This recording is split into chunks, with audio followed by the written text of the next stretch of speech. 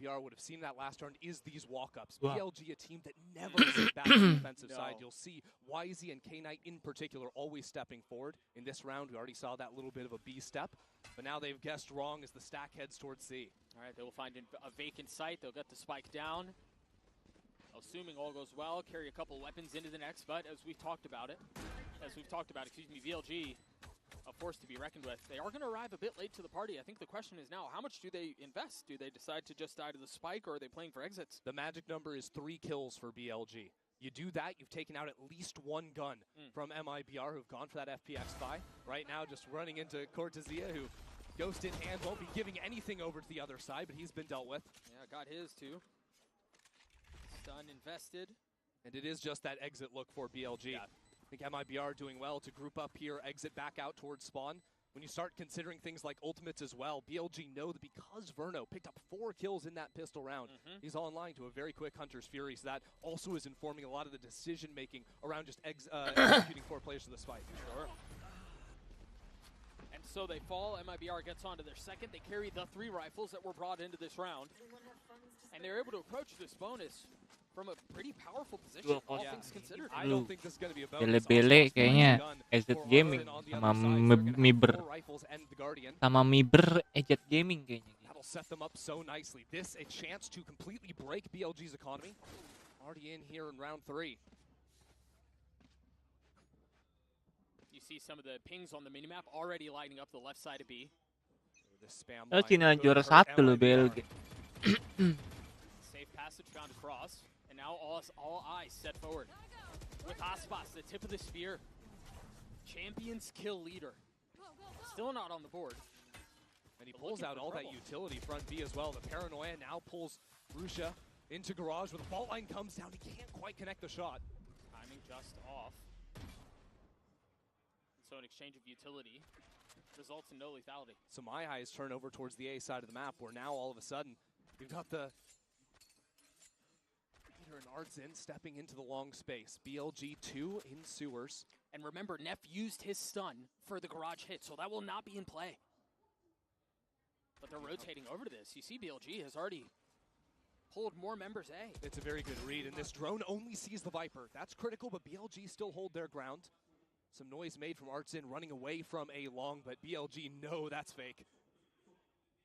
Quietly creeping forward, playing on such a dangerous line. The swing out from aspas falls at the hands of YZ, but Artsin counters. 2 kills down. But the spike is in such an awkward spot. Artsin has to get out. He's trying to run back. Cortezia just broke a tripwire in garage. He's stole his ground, but at the same time, Levius is back out in mid, and now this mad dash out of Artsin trying to dodge away from the fault line, dodge away from a Cypher net. Now here's his approach. It's gonna be death from him. 13 seconds left. Surely it secures the round unless Cortezia can frag through it all. 3 targets to find. Not a ton of time to do it. BLG on the board. Aspas was.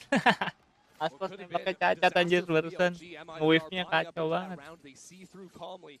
Some good utility in mid-round calling to stack over towards the A site.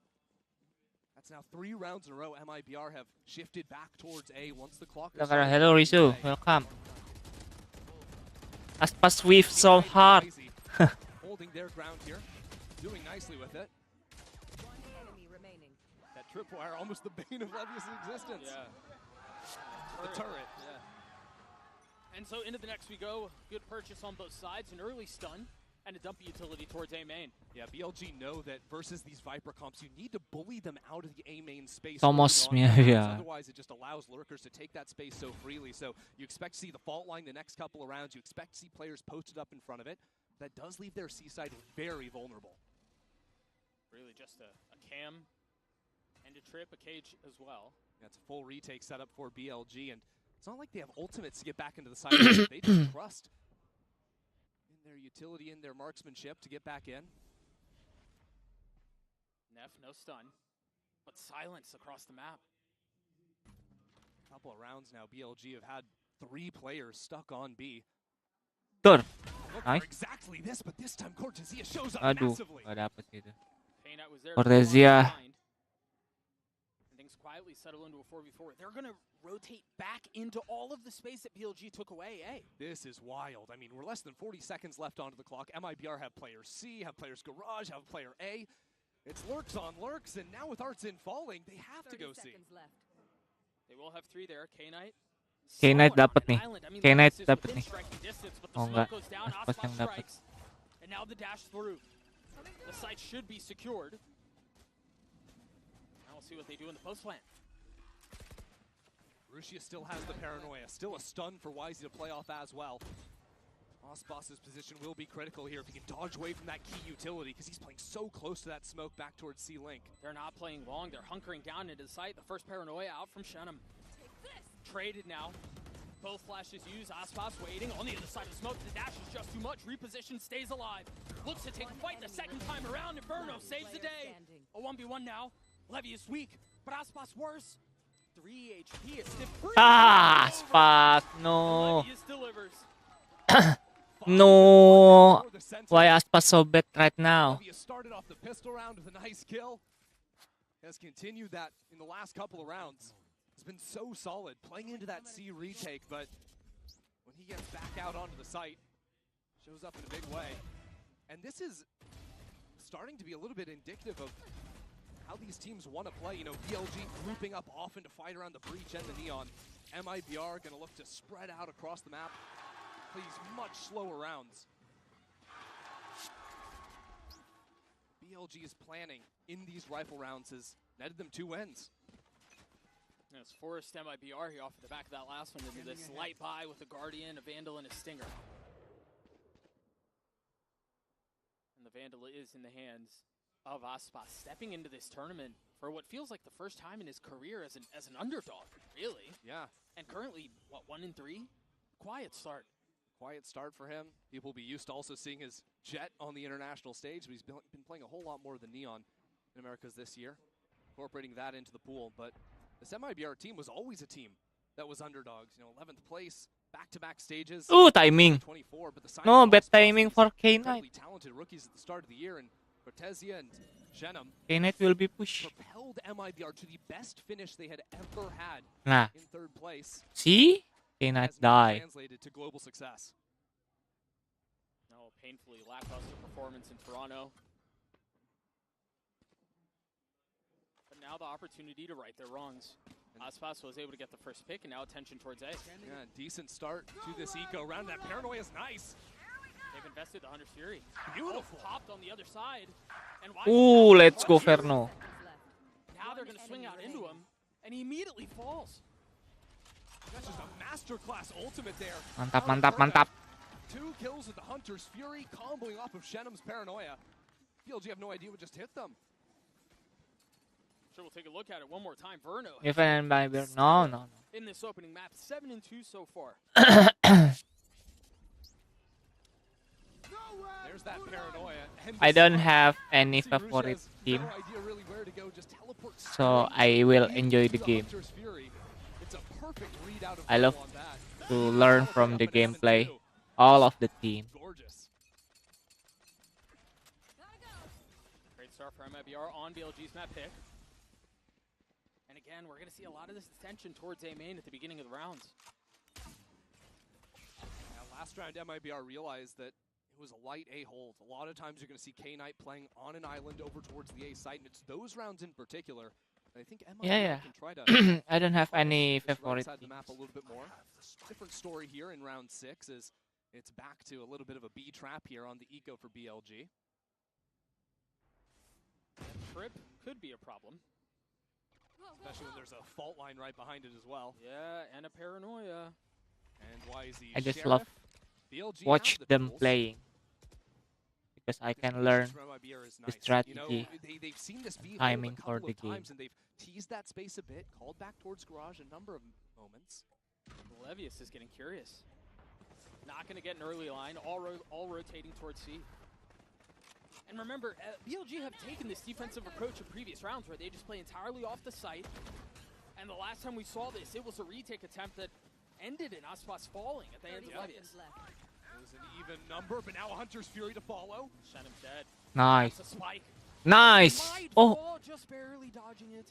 are this not dying? Now a second attempt, Already half and HP. they're digging their heels in. The spike goes down. How do BLG approach this? Remember, they have a Bucky and a Stinger and then a couple of Whoa. shares, and there it is, shorty from Artsine. Defusing the retake attempt before it really got out of the blocks. Still a decent spot for Rashid here, Ooh. but they turn onto him. Artsine Very was so nicely handled good. from MIBR. Yeah, the difference in this post plan for MIBR, on top of the fact they just had the better guns, it's that forward position that Artsine is able to find that first kill and sort of stunt that retake coming in. A couple of times now, BLG have gone heavy out from C-Link. And if those C-Link players don't really get to go anywhere, then your solo garage guy has nothing really he can do. Right, it's just kind of stuck for sure. Doesn't even matter that they have that first kill coming out from the Hunter's Fury. I still have no idea how Artsine dodged away from that final shot. I thought for sure he was a goner. And again, the value that he provided after staying alive and getting the kill onto YZ as he's trying to dash into the smoke was, it was perfect. Nice! Let's go! Aspas is still warm up. I'll tell you what though, that level of energy has been Not something that good was sorely enough lacking from MIBR until at this. stage 2. It was You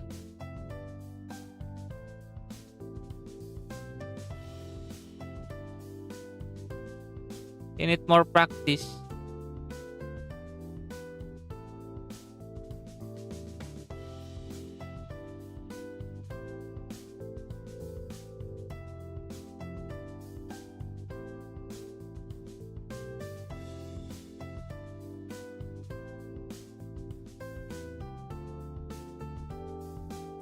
Halo, welcome Muhammad Ryan. Selamat datang.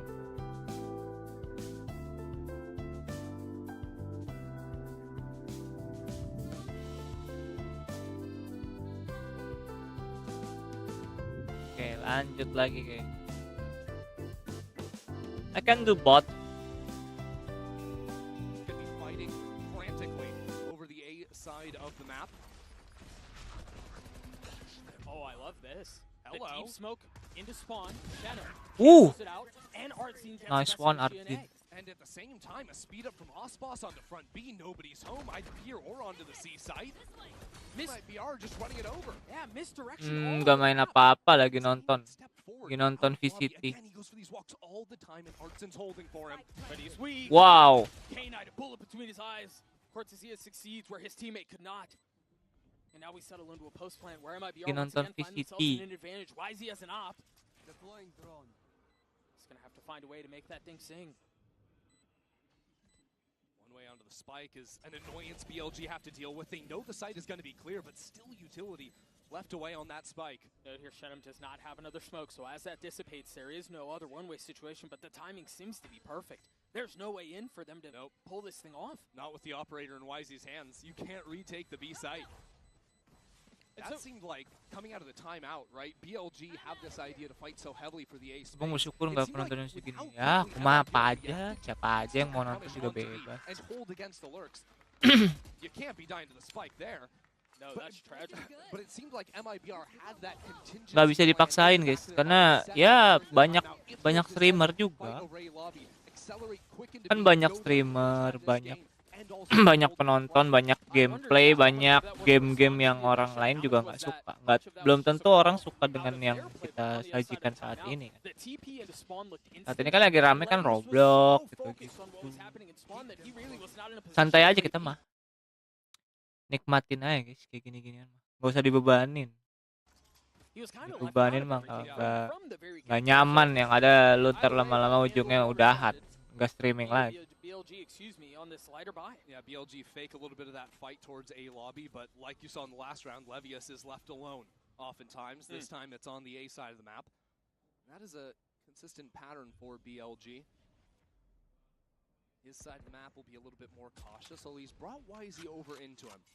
This is where we'll see how MIBR deal with this. I think some audio of a drone going out of garage has been able to be heard by these players. You should run. And now the lockdown. They just kind of wait this one out. Yeah, that's one way to win in anti-eco. Yeah. Still YZ playing heaven, and now he's smoked off, no chance. He will get back into the line pretty quickly, but yeah, you're right. That Omen smoke will provide problems. Oh, Verno will get it. Verno will get this. Rishi? Now the pit, they're putting a lot. Okay, Verno. 3 player goal. Gets to make that 3. 1 HP. takes them all. The round is done. There's no way in. YZ has to save the op. Yep, it's another save. Levius will go into his death intentionally this time. Just a tough situation to be on. And BLG, I think now's the time where they need to make some adjustments. They've tested the flanks so often. Oh, here, Verno will kill one more, I think. Well, Oh, YZ. BLG's map pick. Oh my god, no S for you, Verno. Mau channel ini makin berkah, amin. Terima kasih. Terima kasih. 11 and 2 for Verno, one off of having his Hunter's Fury on mine once more. Kid's a monster. And this is what it felt like when MIBR picked him up back in stage 1. Remember, they weren't playing with this kid in kickoff. Right. Verno was wearing a different jersey with NRG. And it seemed like that signing from MIBR just made everything click. All of a sudden, they're winning everything. Again, a top 3 finish. Well, individually, he looked decent enough in Toronto. This is kind of the promise we had with Verno in the offseason. Aspas has an op, Artsine has a Marshal. Or an Outlaw, excuse me. A little bit wild, but honestly, when I was watching BLG play, I think that on the attack side, an attack op really works against them. If you hold extremities, you hold that contain against the walk-up of, well, what is YZ doing right now? K-Knight's also gone for that. You'll see BLG walk down C-Long. You'll see them walk out of Garage. Those scope guns can be so good at shutting down BLG's playstyle. Man, 4 of them are on light armor. You see the Outlaw was put down in exchange for a rifle. Whew. That was close. Whoa. Let's go, YZ. The trip, but A is BLG's. YZ steps on behind that drone, and this is what makes BLG tick. YZ takes more duels than anyone Debit lama-lama jadi bukit ya. Semua juga gitu kan. Semua juga ada prosesnya. Nggak bisa langsung berharap. Wah, gue mau viewer gue 100 lebih, 1000 lebih, wah nggak bisa, bray. Tidak semudah itu, Verdugo.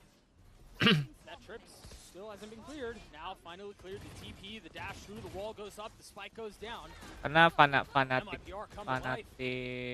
viewer tuh nggak selamanya bisa kita ikutin. Nggak, aku nggak suka main Mobile Legends. Makanya aku bilang kan, aku bukan orang yang kayak selalu sama nih seleranya nih. Mobile Legends, Roblox dan lain-lain. Nggak terlalu suka main gituan. Jadi ya sesuai dengan channelku aja.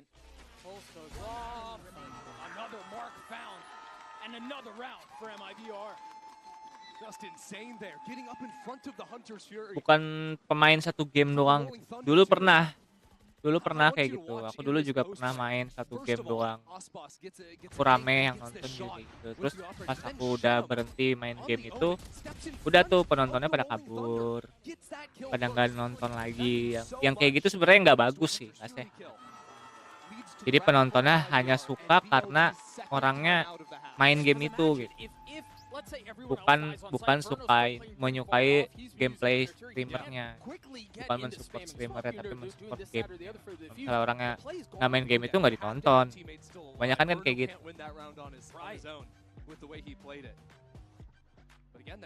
Tuh, IBR. If BLG are fighting forward in A lobby, and I don't mean just hanging out, you know.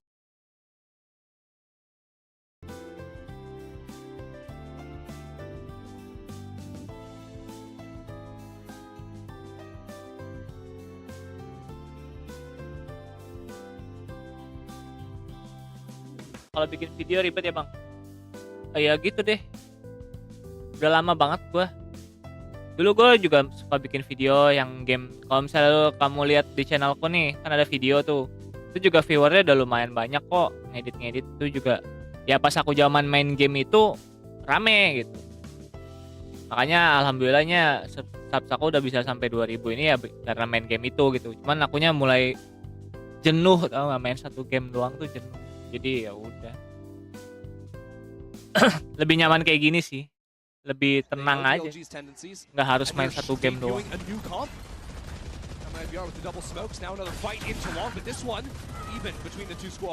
And Odin rattles off right off the bat. No damage found, but a couple kills traded. YZ for Shenum, I take that any day of the week. We'll see what Levius can do in the corner here. Stinger in hand, not tagged up. He's been here a couple of Hold times. on, what is going on? What? Body block, Neff falls. But traded back Aspas. again, the Stingers proving to be a problem. As K9 BLG. gets another. They made a good adjustment out of the timeout. Very quick to respond and start threatening on this B site and into Garage. So you can see that scattered MIBR a bit. Their spike is still outside Garage. It's time to maybe regroup, play together. This was a bit of a half Habis fight stream from ko berapa BLG, malam but ngayon? Jam 12 kan. They're ahead of it again. BLG are already rotating into A before MIBR arrive. and they have the information too, know exactly where these final two players are. A gun for K-Knight. Just over 40 seconds left in the round. You do have time to play this out. You're not forced to commit A. Oh, pop, wall through. Aspas left to fight. Will find his one. K-Knight down 3 on the round 30 seconds for the duelist, and one more waiting on the other side. Dashes back, throws it in reverse, and gets another for MIBR. Just dancing on him. Aspas had no clue where that last guy was. But it doesn't matter. The Stinger cannot hold up against Aspas with the Neon ult. Aspas will rise soon. That kill from YZ at a distance is kind of insane. always being Wild, late, but it doesn't for- amount to much of anything. stepping up.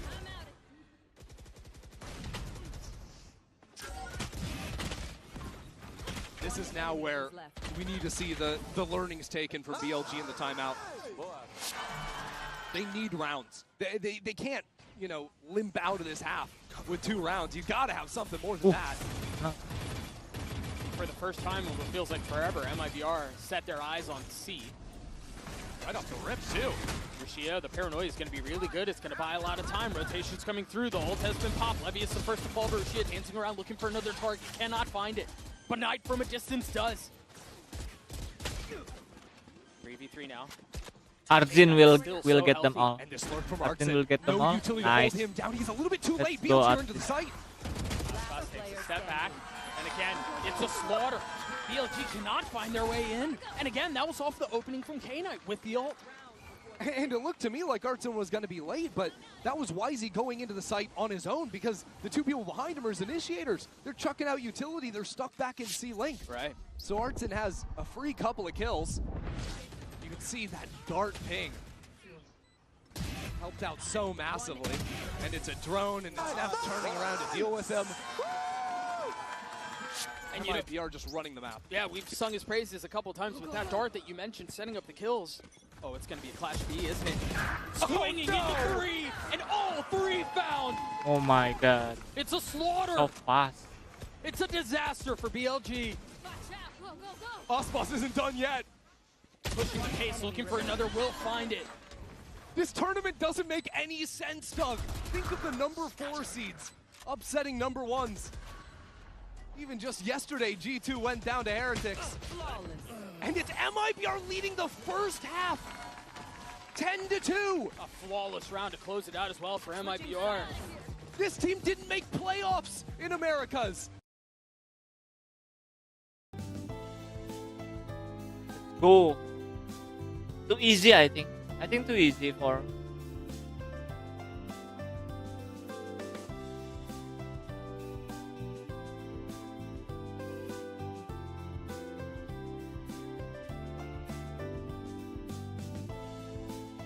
We should see how the attacker play.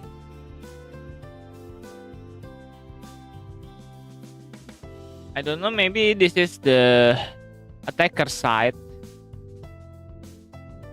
Map is going faster attack.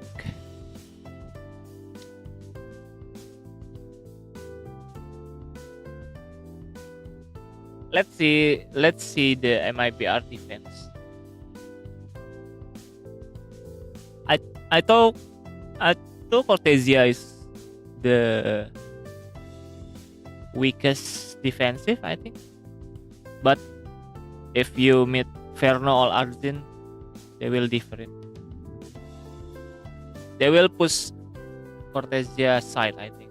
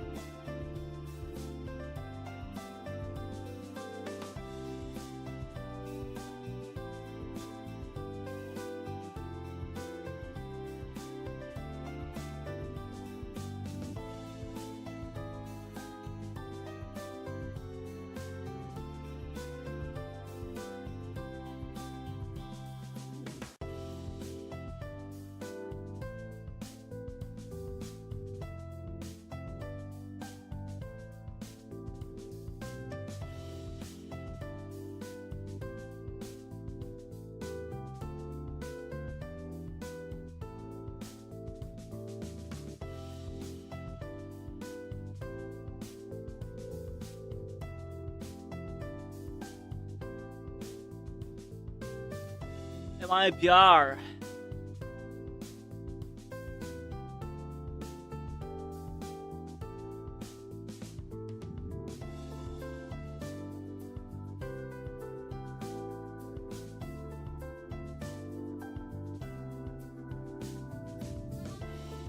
Wow, set nge-cheat aspas. Aspas cheater, bro.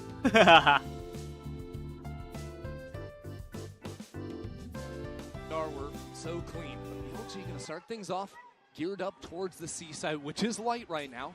Just a nano swarm to hold things down, and the poison cloud, of course, from Artzin. All right, I do think a lot of our attention will be, we mentioned YZ, and for good reason, but Neff in particular does such a good job of setting him up and unlocking him. So it's as much on his shoulders as it is on YZ's, in my opinion. It's going to come down to breaking MIBR's hold over towards the A site. Aspas on this forward line, not over-peeking into lobby. Just going to take a shot and fall away here. Cautious here. Shenum is close by, has a paranoia. But they're going to go long. Not even really giving that angle. Does Levius walk into the double stack of MIBR garage? I mean, he's calling his team back into him. I think he expected rotations to hit a lot faster, but now that the turret's cleared, there are still 2 players here. And Artzin ratting it out in his cloud. Cortezia feeling a lot of the pressure. Artzin, his cloud goes down. He gets 1, make that 2. The frenzy tries to find a 3rd. Tucking behind the box, but Cortezia delivers. Now the paranoia out. BLG trying to will their way into a pistol, and they cannot. They will take Cortezia side, but lucky Artzin going there. If Cortezia solo, it's easy to rush in him. those positions at the very beginning. Artzin and Cortezia never left each other until they decided to fall Lucky back into Artzin C. is going to C. Out of Artzin was so nice. The only thing that stopped him from killing everyone, the magazine size on his frenzy. 30 seconds left. Enemy remaining. This is now 9 rounds in a row for MIBR. And now BLG have to force up into it. Yeah. Not even with the generosity of a spike plant. 5 Stingers, light armor on 4. K-Knight, the one exception. So double body shot from Aspas here, good enough. Take out Russia. Oh, Aspas will kill. I think. Darts have been exchanged. Aspas, Little bit of info Perno, gathered. Artzin on A. But Aspas lies in wait. So hard. No space hard on the going map for there. BLG. Makes it really hard. They're going to cautiously maybe test back Let's into rotate mid. to B But or in C. their eyes, Going MIBR to could be anywhere. Cortezia side. You will win. For sure. This wall from MIBR just takes away so many options, too. I mean, you take a look across the minimap. Utility C, garage, the wall B, and A.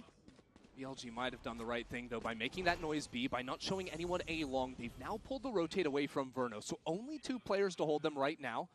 They've also let Levius go on a bit of a walk. Yeah, but Shenum's holding it on the other Oh, side. I mean, Artzin boy. maybe with different weapons, you got a shot at this. Artzin feeling some of the pressure, takes a step back with the judge.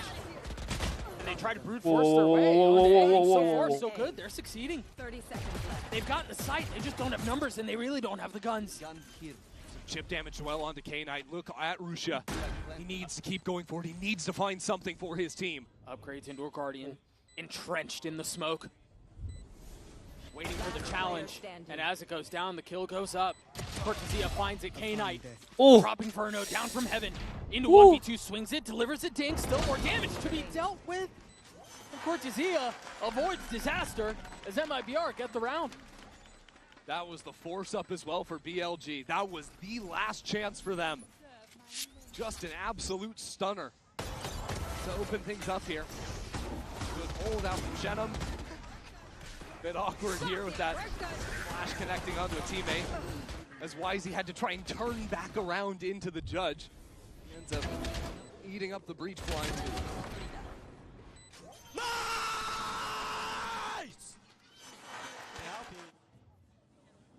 So BLG go back to the well.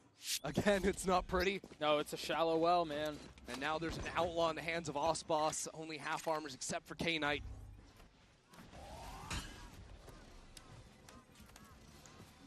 What can they do here?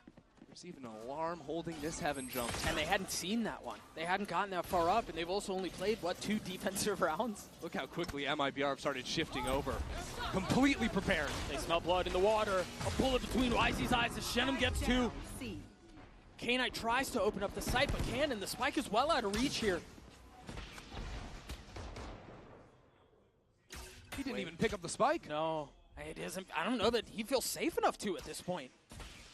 And so aspas can just hold it. I think he just missed it. He was right on top of it and didn't connect. And now it's being hard held by 2 players. Oh my god, aspas Inferno so good. K-Knight's head snaps back, as has been BLG's. Oh. MIBR. So fast. Easy gaming, bro.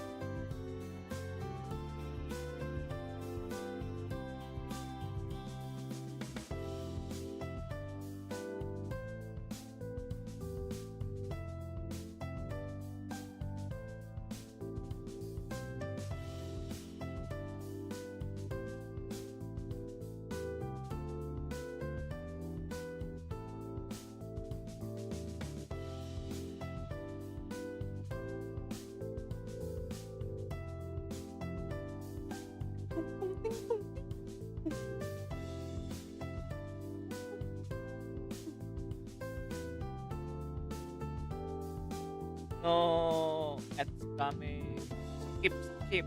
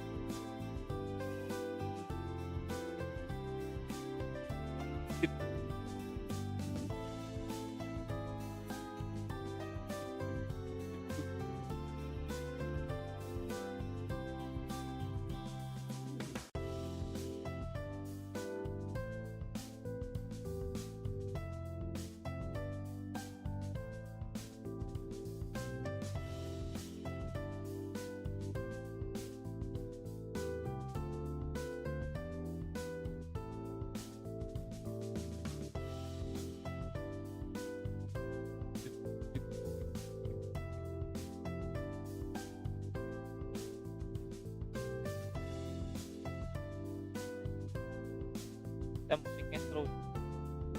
Duk. Ye.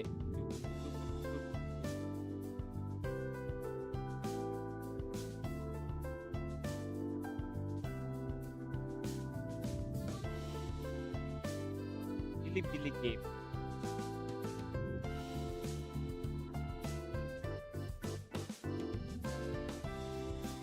IDN.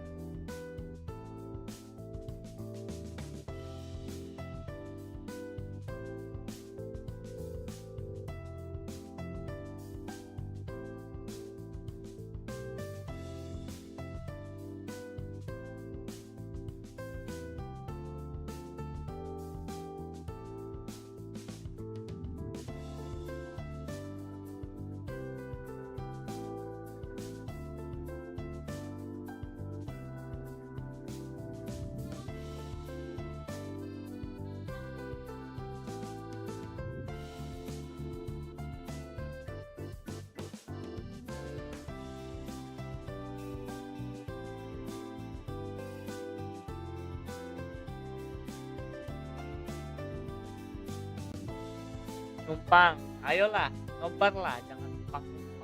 Buat numpang doang, gua yang numpang di server. Punya server malah numpang, gimana? BGM kecil karena apa?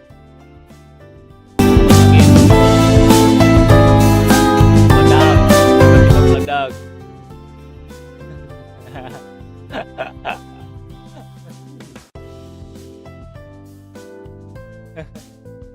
Apa? Ini kan cuma pengen gara-gara nungguin ini aja nih. Karena kalau pakai BGM mereka kan langsung kena CPR musiknya.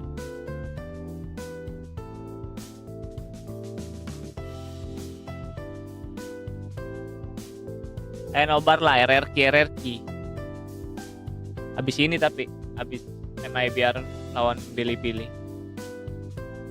Kita nonton Babang Monyet. Monye. Monye.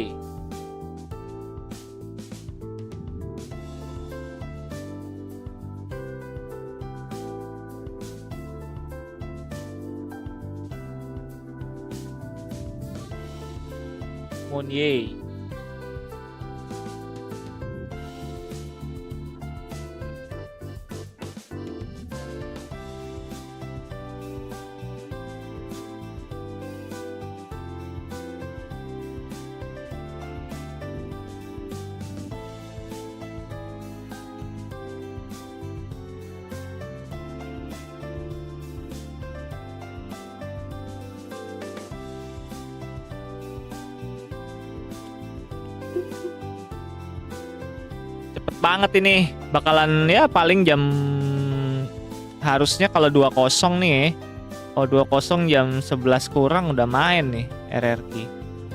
Malah nggak jam 11, setengah 10 udah main harusnya. Setengah 10 atau jam 10 lah, paling lama jam 10 lah mau RRQ main. Kalau 2-0 ya. Oh, ini cepet banget mainnya anjir, map 1. Tidak seperti VCT yang lain, lama. Terlalu cepat.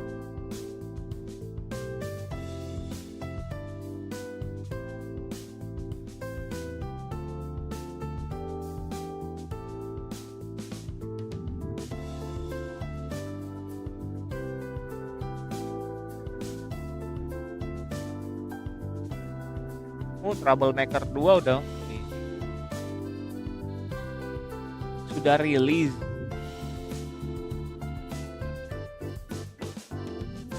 Nggak main ya Troublemaker 2. Nggak bisa disensor ya. Kata-katanya.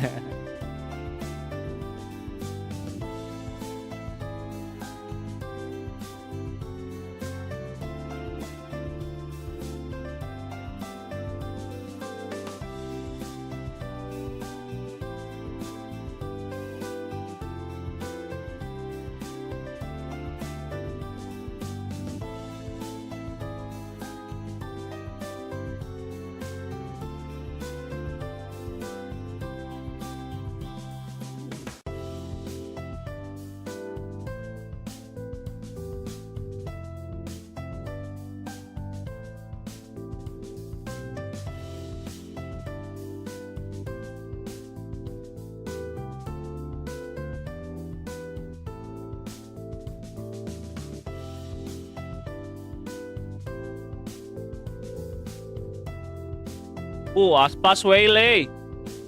Aspas main waylay.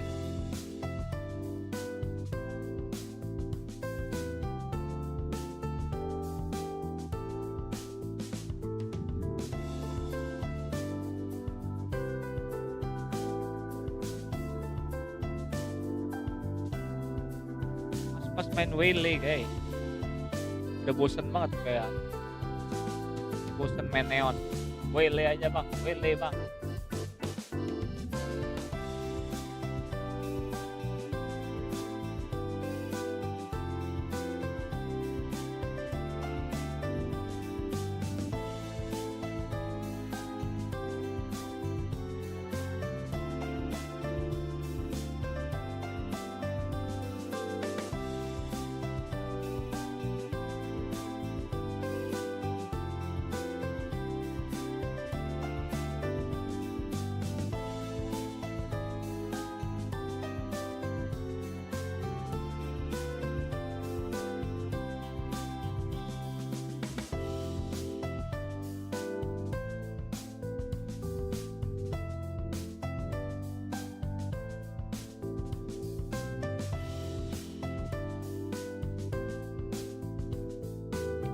Tiga recon nih. Aspas recon, Verno recon, Abdin recon. Buset. 3 recon, guys. 5 porot.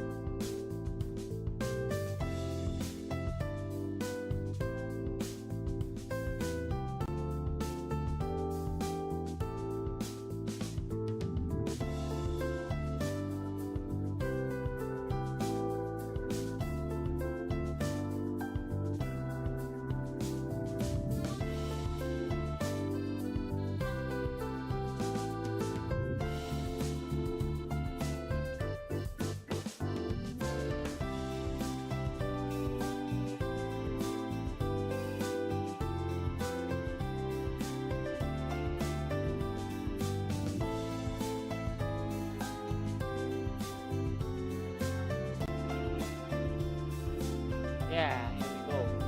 How good he is at stopping down these hits, because already MIBR are quick into A main or B main. Yeah, they're so fast, but immediately stuffed out by the net. And then if they do continue to go forward, they've had 2 sound sensors. They have 2 players here.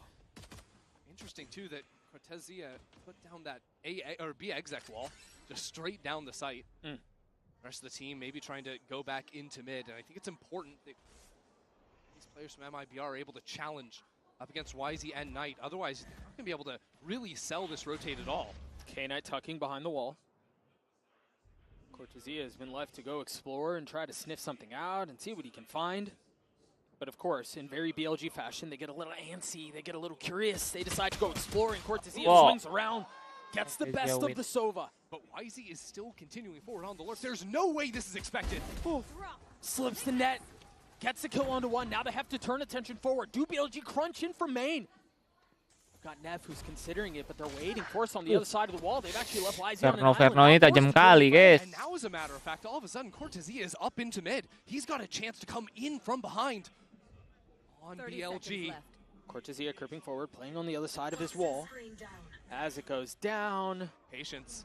Oh, I love this out of him. Assassination style. Neff falls. Levy is tucked, dropped. Rushia left in a 1v4. I mean, how can you do that? Look at this, MIBR just full facing the line.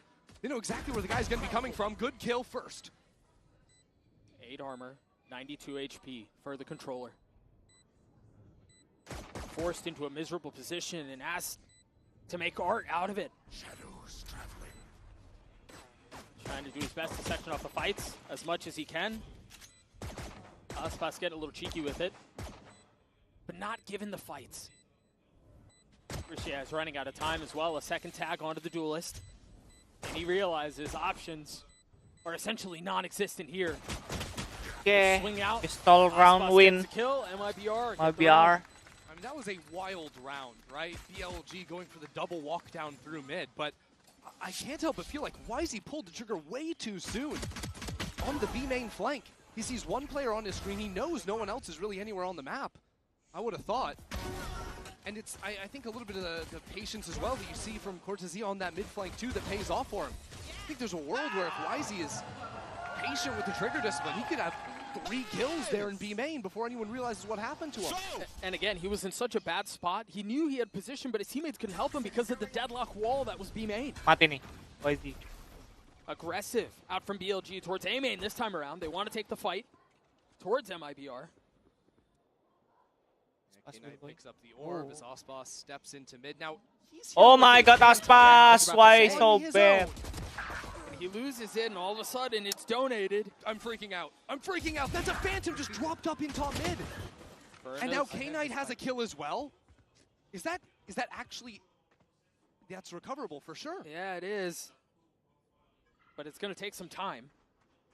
And with that time, MIBR should be able to get into comfortable post plants. Yeah, at least that body down in bot mid didn't have anything on it. And now Shenum falls, okay. And it wasn't even the Phantom.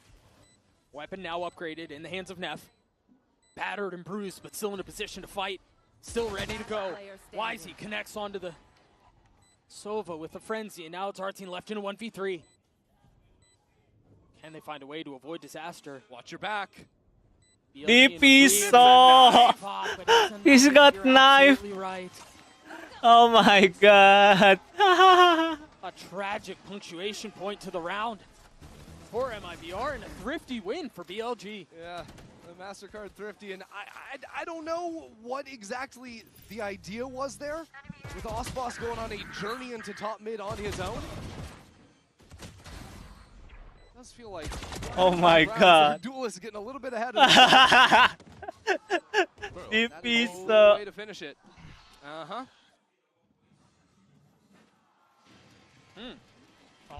Thought he might get out of his seat. Thought he might get a little verbal across the stage. Oh. So off of this, they give a rifle to Aspas again. Already has the TP procced. Flash over the top, looking to take the fight. There is no one there. You can see the benefits of the KO flash hitting both yard and towards elbow. Aspas looking for a fight. Remember, he failed at this the last time around. This time succeeds. Aspas with 2. The side is theirs. K9 with a bulldog. Can't find the mark. Yeah, okay. These are the most nonsense rounds I've ever seen. Aspas just fully picking things back up after a blunder in round 2. MIBR just seized the reins once again. You wonder here if you're BLG, I think they're just calling for the save. Yeah, I mean, at this point, it's probably better than giving over even more guns to MIBR. Yeah. Just cut your losses and play the next. Tough to really see what the financial situation is for Neff and Levius, but you imagine it's a bit spotty, and so they're trying to clutch onto their pearls, trying to keep that carried into the next. The next round, while they're going to have a bye because, of course, they picked up all those guns from the last round. Right. Verno is going to have the Hunter Fury online. You Yeah. remember how deadly he was back with that Thrifty. on Haven. Oh my god. Back-to-back Thrifty dibalas. MasterCard thrifties. I think for MIBR, we've seen a lot of what their approach is and a lot of their plan is on the attacking side. And you mentioned it, the flashes from the KO do such a good job of unlocking Waylay. We talked about it on the desk yesterday, I believe. Yep. This is the meta that is evolving in this tournament. The flash with the Waylay, let him go, take a fight, Job, guys. and then get Oh my out. god, okay. Who is watching it? Sure. No one. Yeah, nobody.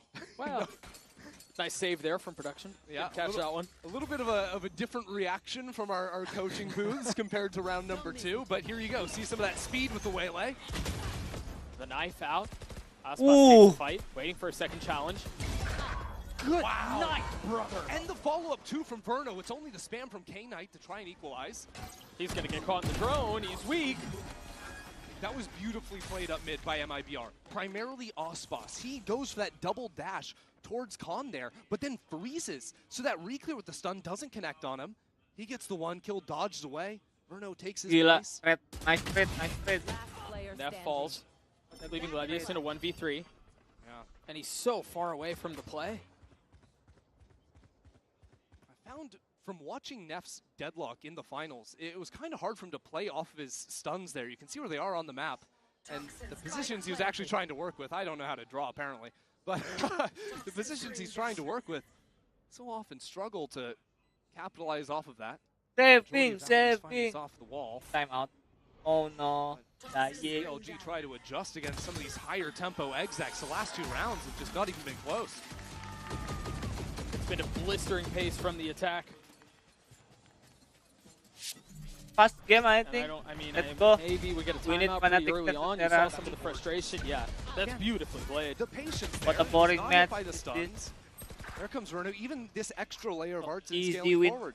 Here's the reload, here's the drone. Not easy even push for the kill. 50 match. And that is just that's a demonstration how to deconstruct a mid-hold from a defending team. Yeah. Snappy out from Shenum 2 to close out the round. 5-1 for Aspas, 5-2 It was for good Verno. in That trade. quick pace to A. One die, one trade. Just One die, Wisey one here. trade. Is that going to be enough? See? One die, one Wisey? trade. The TP across, he gets his one. Just not enough there. But Rishi is tucked. He's got to judge. Whoa. Flash through. K-Knight joins the fray. K-Knight gets 2. And now it's Cortezia left in a 1v3.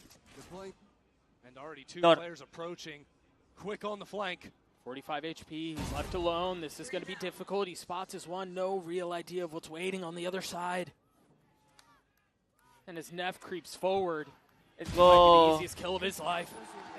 Don't make it so fast, bro. BLG continuing just flank every single round, it seems. Just when you think they're done, there's another player coming in from the side. But truly the hero of that round, K-Knight.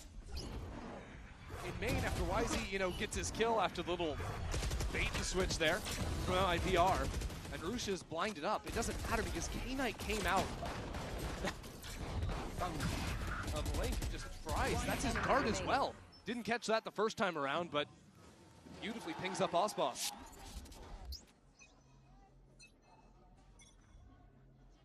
One round between these two teams. You see the exec wall A this time. I love the exec out from BLG towards B, but nobody's home. Yeah, it's just A one more time. Levius left alone. And they invested a ton into that. The paranoia, the stun, the Hunter's Fury, the position. Quick TP across the map, though. Rashia tries to get into the action A. And they're going to have bodies here because of MIBR taking their sweet time, scaling forward. Now there's a smoke onto elbow. And MIBR, to succeed, are going to have to pop on out of it. They have the tools to do it. Artsy has 2 flashes. Verno has a dart. Shenum has a paranoia. But it's so much easier contemplated than completed. K-Knight rests on K-Knight. Pushing forward. K-Knight gets 2, delivers again. For BLG, Artsy so weak, but counters, and now Levius fills in on the space.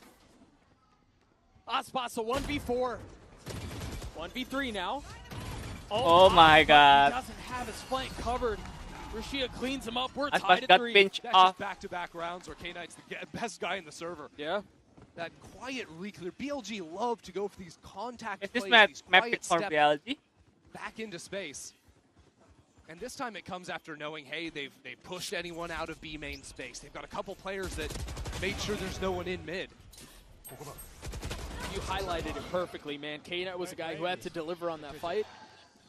That's exactly what he did. He did. Even there, Levius finding 2 kills, shoulder to shoulder with him.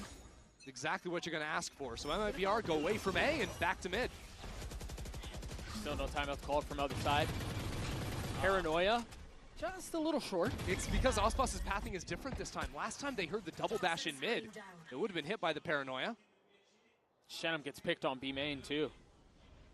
What? Why is he? Really What nice are you doing? spot. That stun's gonna connect. They have to swing out into it.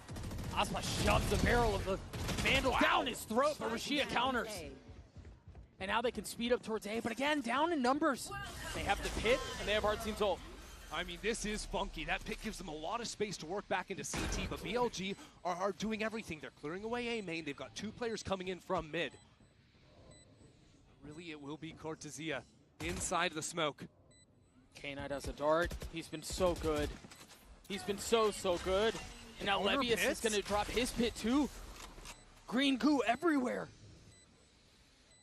It's like Nickelodeon in the 90s all over again. K-Knight with the dart drops it down onto the site. The spit will follow. Cortezia playing on the other side of it. It doesn't go through the top of the let's pit. go.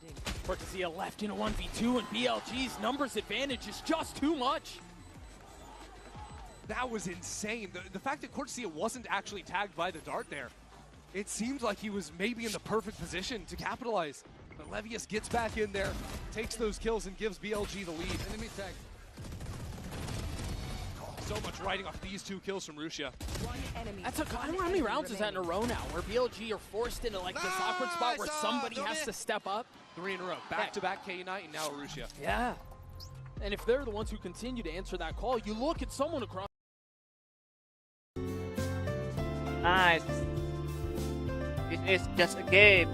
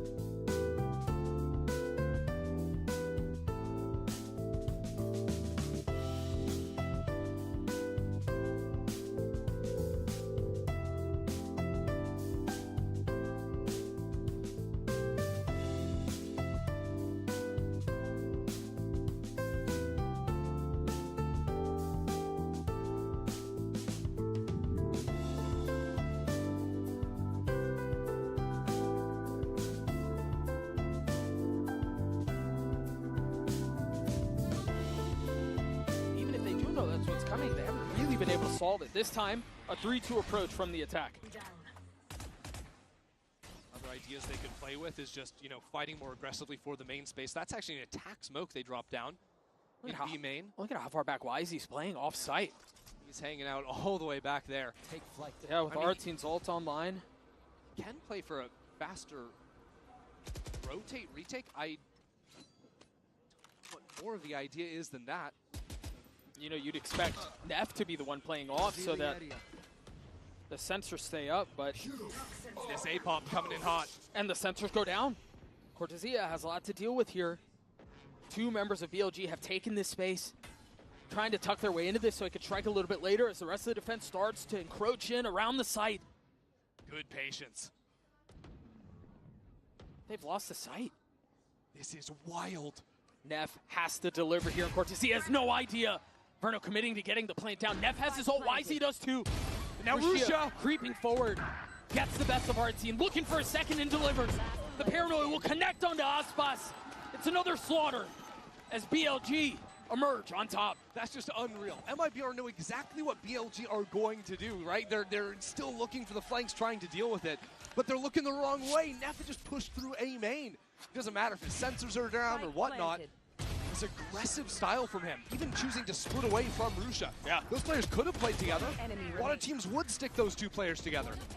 But BLG choose to play on their own, and it pays off. Little frustration starting to show on the side of the MIBR camp. And remember, we heard, you know, their pre-game talk before game 1 saying, let's get loud, let's hear some energy. Yeah. And here, even there, it's mellowed out a lot in these rounds. Number 4 seed from America starting to show some cracks. Again, pacey. We saw Aspas in this position and was able to net a kill. This time draws out the Paranoia and gets out. That Paranoia adjustment from Russia has been effective. Allowing Wisey to get up here into mid. But it's a bit awkward for MIBR, who have spread out 3-0-2 around the map. Yeah, they have control of mains, but you can't really go anywhere without numbers in mid.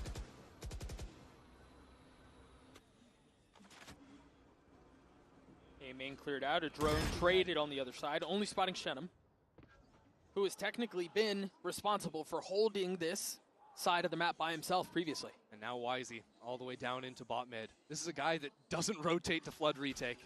He will start pushing forward once his teammates get information. That's a second player now spotted in main. And here goes Wisey. Cortesia, there to greet him, there to best him. That's the difference, though. Finally now, the flank has been dealt with. YZ lagi Now kenapa the dah? acceleration into B, but there's already Banget. 3 players from BLG here. YZ. Flash over the top. They're committing onto this, but the spike is rotating away. Yes, it is. Now a counter ultimate into the other side. Shenum behind enemy lines, and it's only Neff here to hold down the fort. With 25 seconds left on the clock, and Elbow walled off by the deadlock. Neff could stop them in their tracks. The wall, the only thing keeping them apart. But they have found safe passage through. He's got a timing. He could be everything for BLG. A lot of the hands of Shenum here. That's the first kill found, and now they're going to buy time. I don't think they can make their way out. The spike is still waiting. Neff holds the line. 5 seconds now.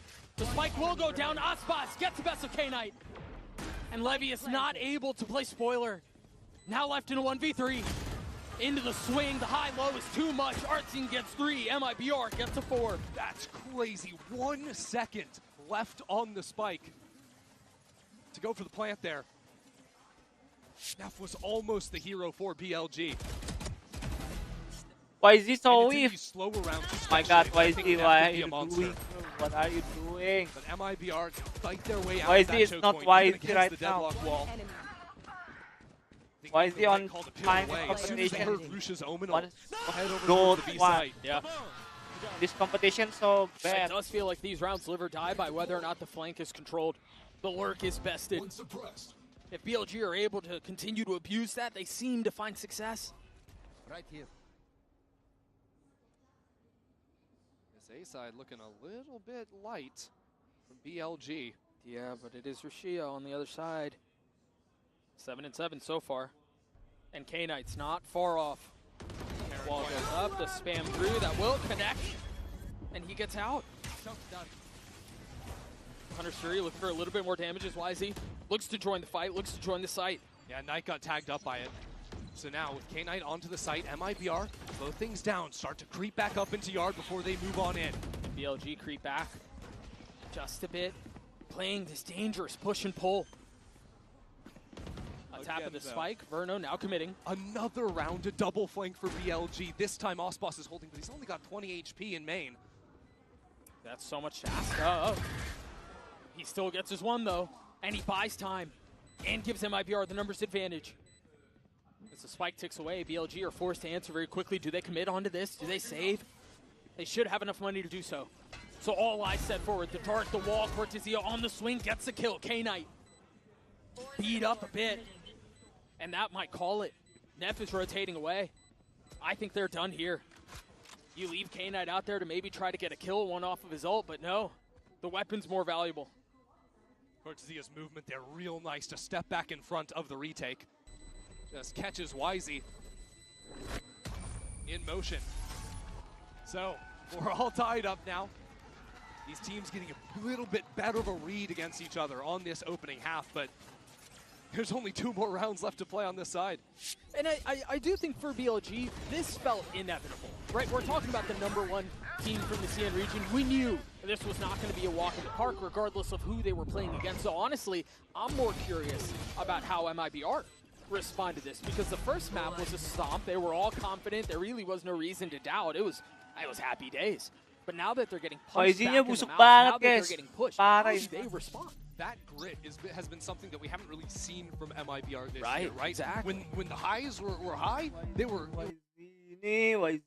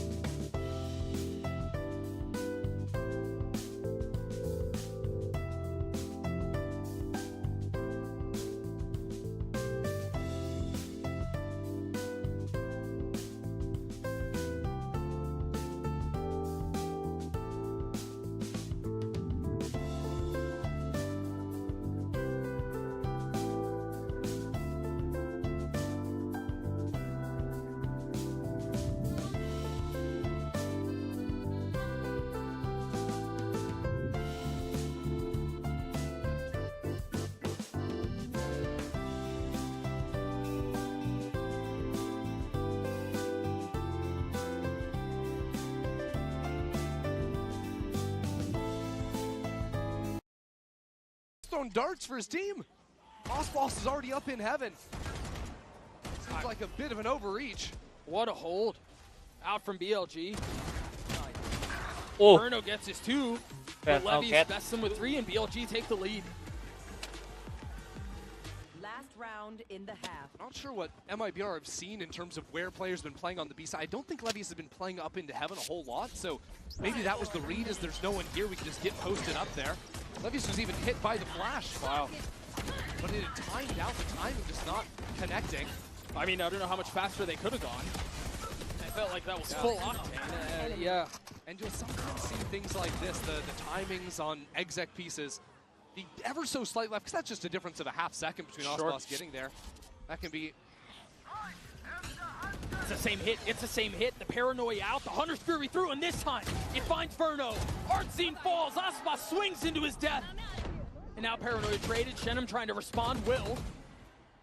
But it might be too little too late. Cortezia is in a beautiful spot. Will get his kill. The spike is recoverable. And all of a sudden, there's a shot at this. This one is weird. BLG have to be worried about that walkthrough on the A site. So what do? Control mid, stop the rotates, force Shenum to take the long way round. And what that means is that they have the opportunity to actually cut back in through mid and get onto this A site quick. Smoke will buy a little bit of time. Quick note here. If it gets to that point, Neff one off of his ult. BLG are really taking their time. They're going to allow MIBR to plant the spike and then play numbers on the retake. But what that gives MIBR in return is the chance to maybe even step back towards spawn. Yeah. How do they choose to play this? Well, Got one way for it, sure. Yeah. And the spike goes down. Now the onus is on BLG. Only one on the flank. That means this fight is everything here. What can Cortezia do? YZ, no wall, no stun. Spots 1. Shenum 70 HP in such a tough spot. Cortezia waiting for the first challenge, waiting for it to arrive. But crawling on his skin, Shenum falls. Cortezia left alone, a 1v3. YZ gets 4 as BLG will get the 7th. YZ, let's go. Straight through the poison. Not an ounce of fear in his body. BLG dominating at the start of that round. Seeing it through calmly as well. You can see in the replay as well. It's that same set piece like you mentioned. The net just making it so Verno had Careful, bro. YZ got to wake up right now. For the Hunter's Fury. Steady aim from the duelist too. Out of YZ, we mentioned he's been a little quiet, but certainly comes to life there in that last round. BLG have woken up well and truly. Easing into this half, that's what we expect.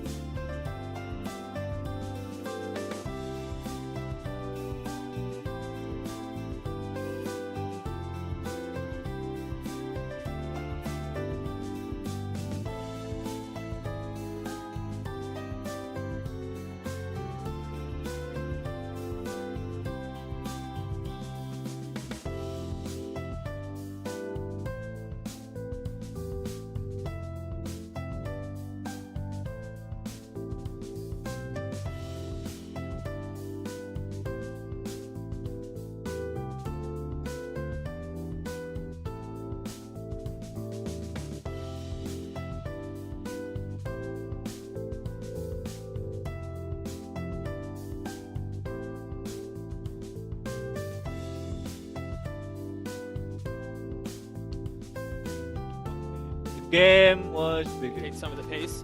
As aspas has already taken an aggro line, already gets the best of Levius. That's a great start.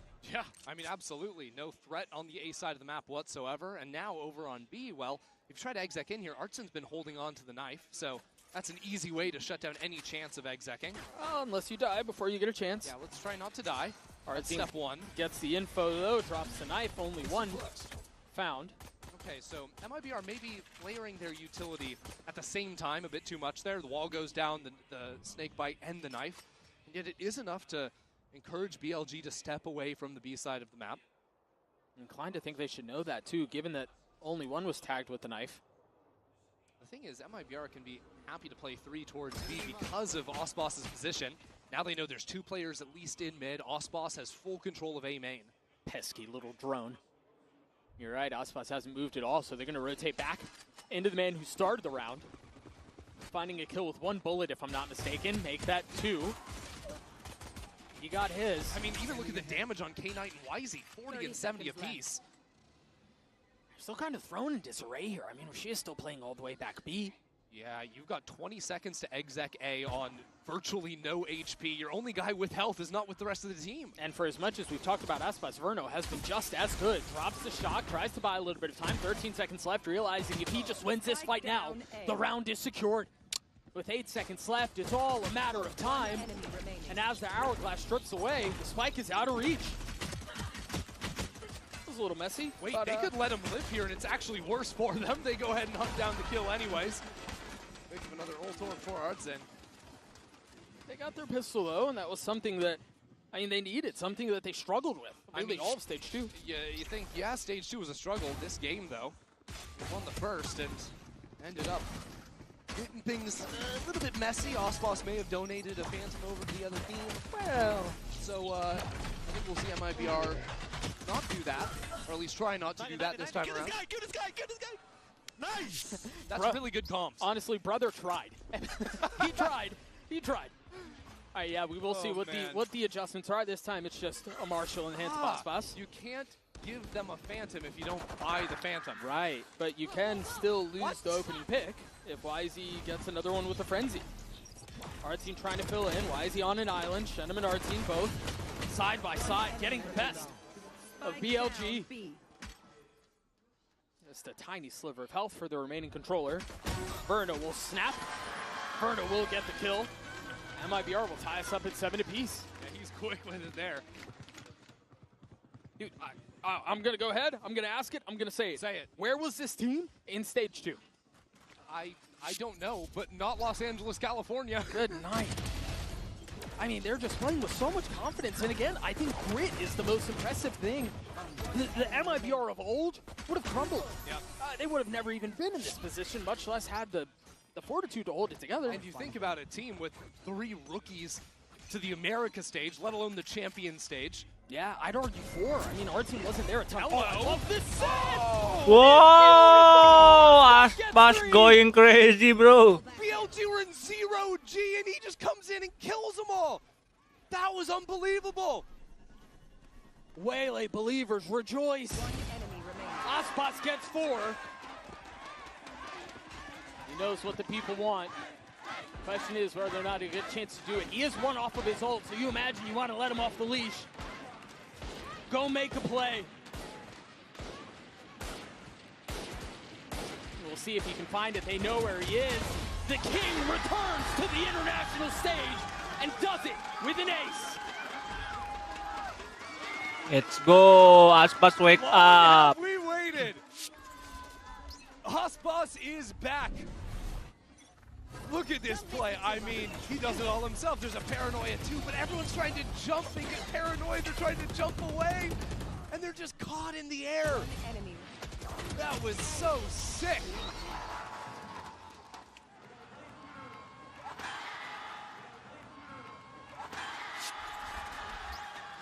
And that, Doug, was the bonus. A completely different story to the first half. Back and forth, messy, sloppy. No, this is devastation. And it's getting worse. Verno's brought the Odin onto the field and already getting a kill. A nightmare so far for BLG.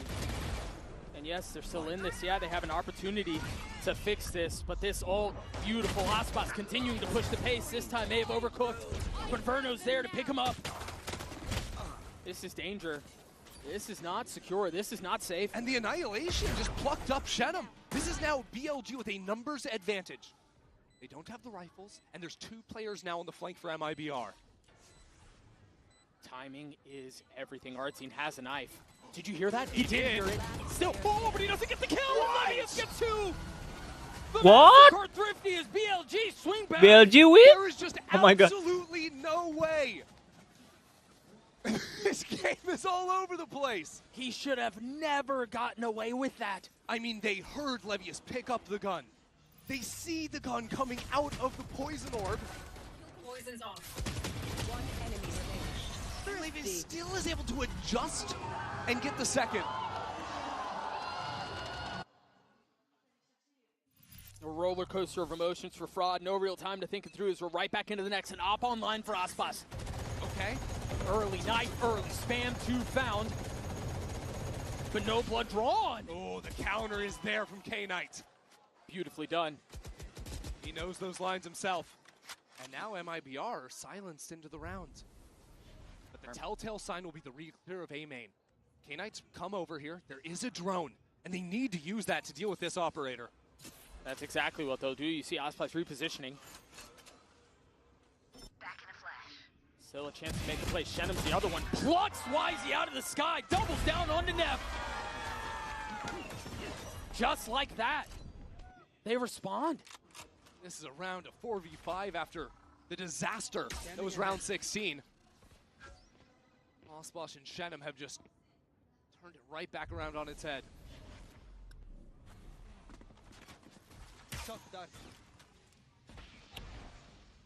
BLG looking for a little bit of room, a little comfort, a little space to breathe and try to get the spike down.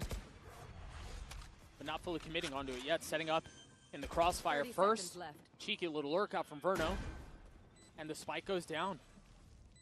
The spit, the dart, any info would be devastating for BLG. But they try to dig their heels in. So far, gone off undetected. We've seen some silly rounds. Has the potential to be another one. K-Knight on the swing, but aspas and Shenum cleaned it up. 3 on the round for the controller, who had a very quiet start. Oh yeah. As MIBR take the lead back. But you can forget all about that after the 2 kills he just found on BLG's mid players. I'm sure we're going to see it again. His first shot onto Wisey was jumping, sprint jumping to try and break the crosshair. After Artsine went down early, but it's that kill there into the reset. So nice. And Neff had a chance at it, but very well done. Bravo. Nice! Perfect, boys! There's an audience.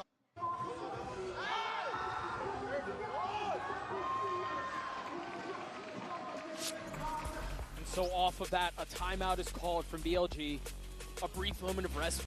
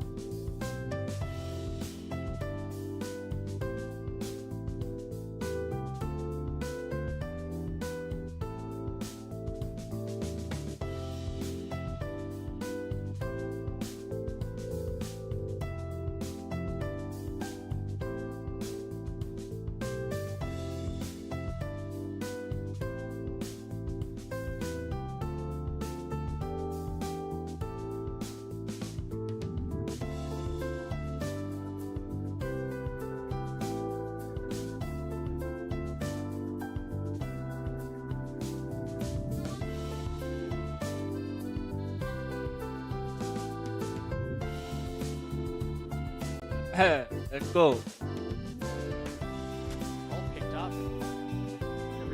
alongside Levius and see how they want to approach the rest of this round. Yeah, BLG might just want to play for a couple of ult rounds back-to-back, pretty close on a few of them. First challenge will be dealing with this 1-2 punch from Artsin and Verno. Good timing on the drone to see the other side of things, but no one's scaling behind it. That will conceal Artsin though. Caught by the net, forced to take the fight. Verno's there to help, boldly removing it in the middle of the chaos. Artsin just gets out there? You gotta be kidding me. Suppressive fire was enough, I guess. Managed to stay alive. So now what do BLG do? We need to come back into B, perhaps? But there's a pocket for Shenum to dodge any util in this corner. That's a second pocket that MIBR are playing around. They're so prepped. First it was Artsin, and you're right, now Shenum. 30 Tucked. seconds left. Waiting for the trap to be sprung. Shenum gets two. Artsin gets another. And now the Hunter's Fury results in a flawless round win for MIBR. MIBR, by stealing away that fight into mid, taking YZ out of the Let's go, let's go, equation, let's go. not only does it ruin End this BLG's fast, chance bro. of playing the macro I of wanna the map. see Okay, Fanatic you have no finish mid-space, you RRQ. gotta just run an exec onto a site. But it also means they have no way to break that choke point. And Artsin, who was the player that survived but skimming his teeth in bot mid, runs all the way back to B to hold that 180-degree crossfire with Shenum in the pocket. And also the timing of the utility was perfect. Cortezia hit a spit at just the right time. And so it was almost easy, to be honest. But again, no real time to think this through. Well, and again, it's a brutal start for BLG. And another ping, so Artsin's looking for more. I mean, he's mowing him down through the walls, Doug. Verno looking to get in on the action, have a little bit of fun himself. Lucio, though, finds a little bit of timing. Cortezia is the one with the op now. Yeah, of course the Vipers got the operator. Aspas wanted to have a rifle round. BLG have lost full control of the situation right now.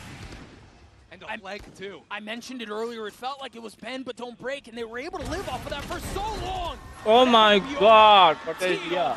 as they get to 11. Cortezia was the rookie prospect in the offseason, coming up to join this MIBR squad. Had a lights-out kickoff stage 1, and now with the operator of all things, dominating in this round as well. Combo of him and Artsin just dismantled BLG.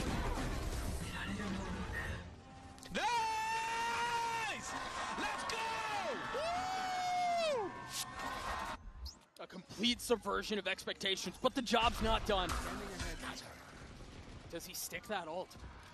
Yes, he does. does. No smoke to conceal it either. Ooh, So a little game of cat and mouse as Verno rotates around looking for... Verno's looking the wrong way. Yeah, he's looking for the hunter, but he's the prey. But things might turn. Little ring around the rosy. Timing. Verno- Timing. Yes, What he will. the Everything hell? going right for MIBR. And now they can turn their attention back over to A, where yes, all of BLG are. The wall will cause problems, but they're just fighting through it. And it's exactly what MIBR needs. Cortezia gets two. Neff, isolated. Trying to hang on to this spike, trying to hang on to position, trying to hang on to the round. But his grip is slipping. It slipped from BLG's. MIBR, series point. It's just a position that no one would have thought we'd be in. At the very least, not in this fashion.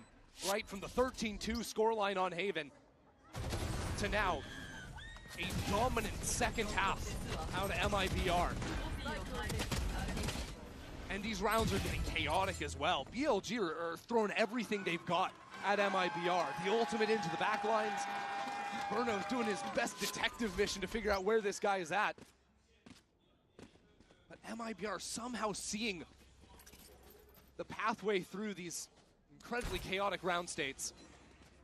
What's the play now? Do they have something dialed up to be the final hook? They're running 5 players straight into a Viper's pit.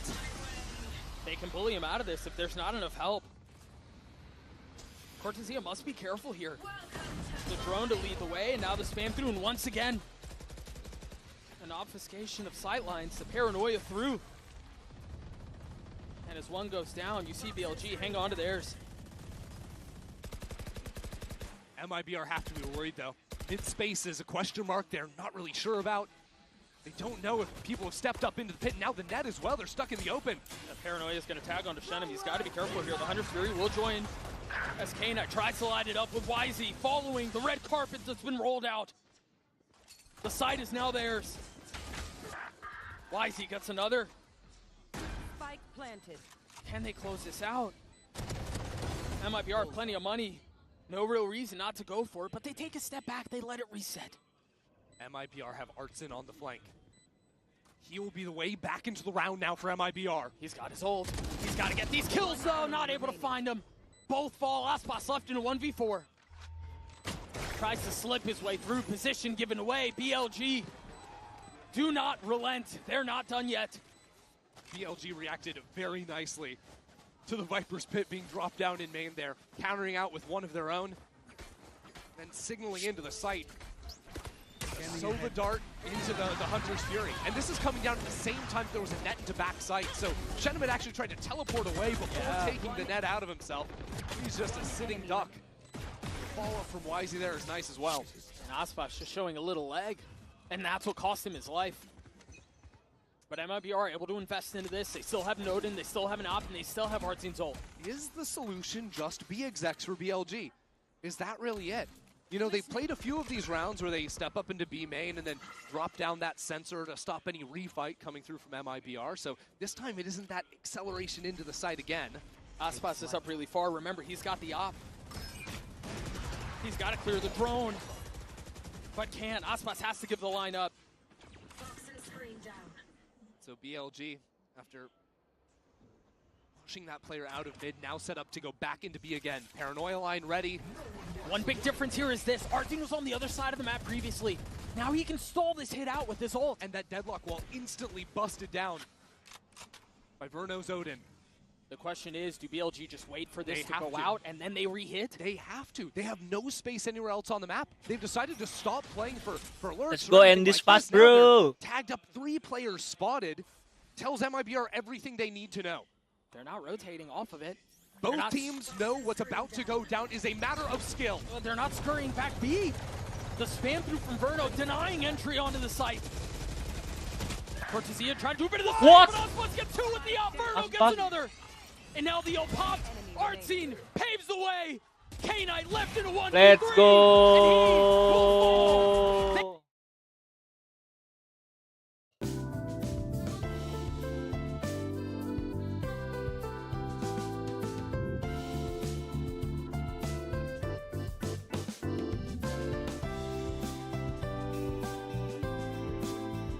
Siap-siap Fnatic versus RRQ.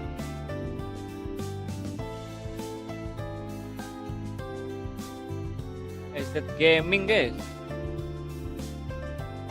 Why so easy, bro?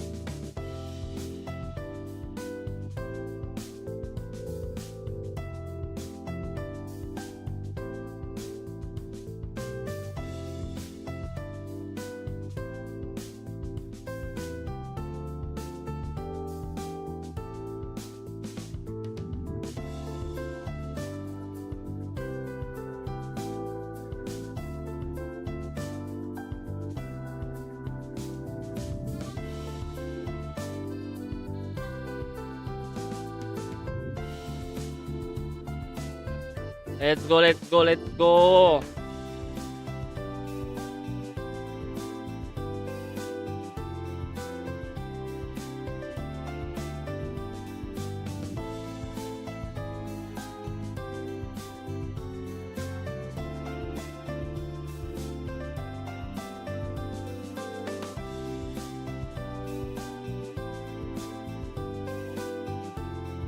Yeah, it's too easy, I think.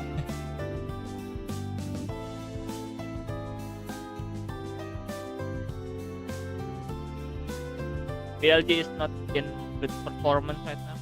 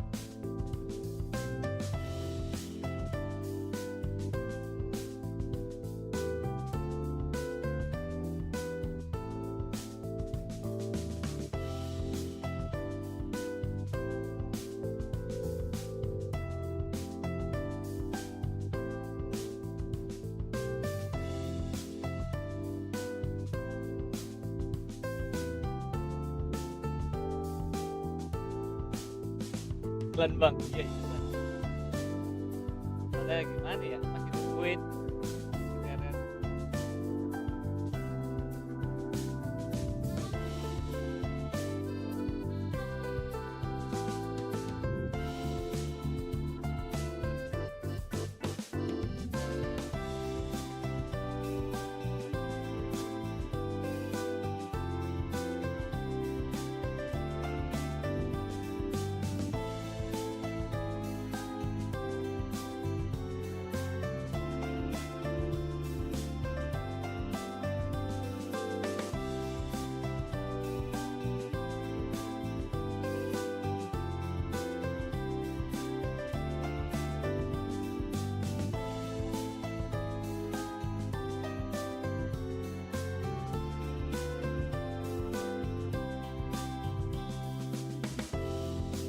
Kocak.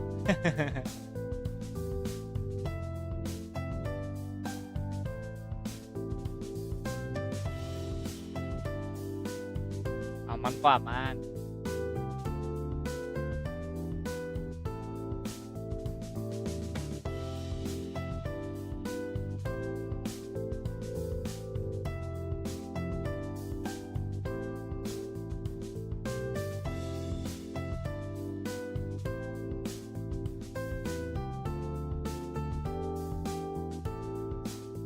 Iya.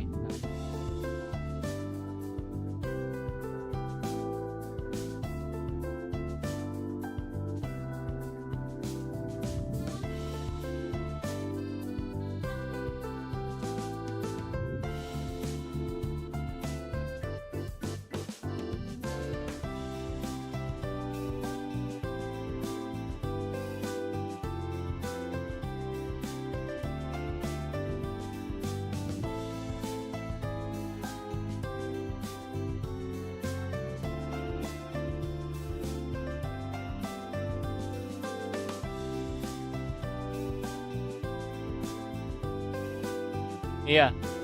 Tip dulu.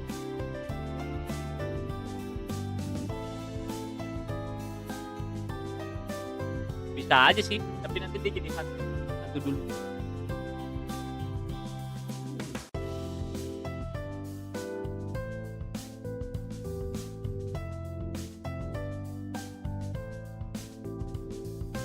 Bawa atas tuh, bawa atas nggak?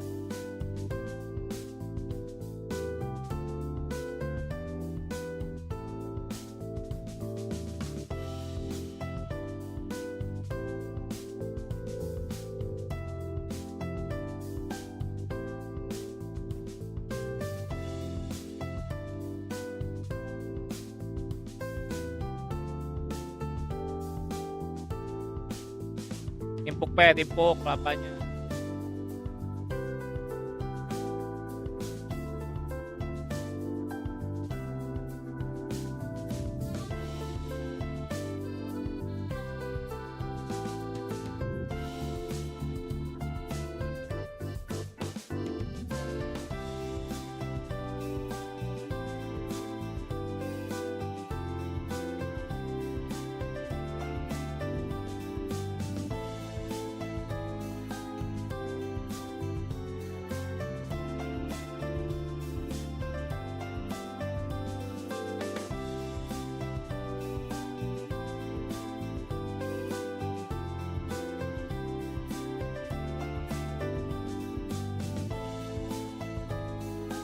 Nggak bisa, itu bukan buat bakar.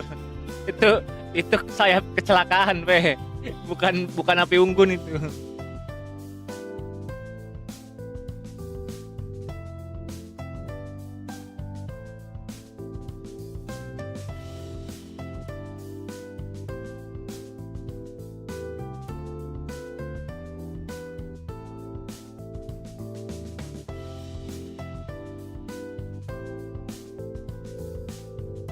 Dah, yuk.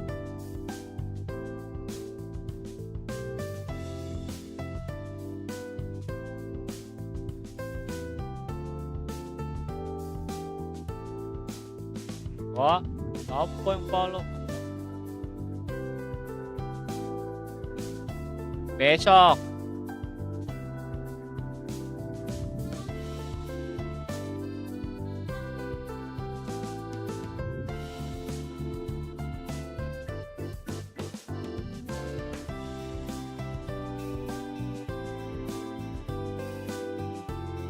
Lancar kok, aman. Cuma storage-nya ya udah, tidak apa-apa. Tar dulu, ini ada lampunya nggak sih? Ya ampun, ini enak bener kok main. Gede ini kita.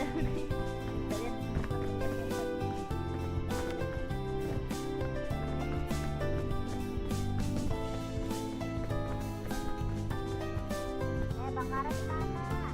Ini.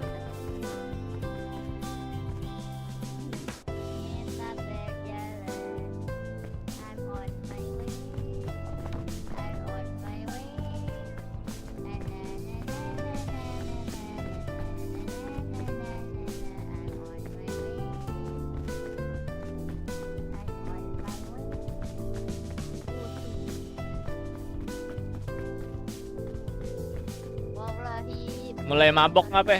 Mulai mabok nggak? Aku belum makan loh.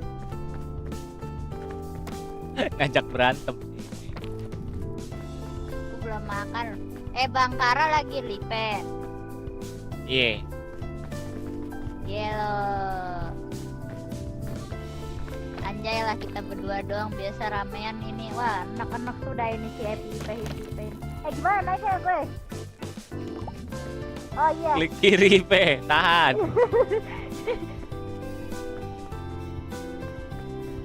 Ini lari lompat. Anjay, udah bisa aku tanpa Bang Sweetie. Semoga Bang Sweetie udah kelar mandi, kita udah di puncak. Biar keren. Daki gunung, lewati lembah. Ini lewat mana? Sini nggak sih? Tuh, hilang Cok Bang Kara. Oh iya. Sini ke kanan.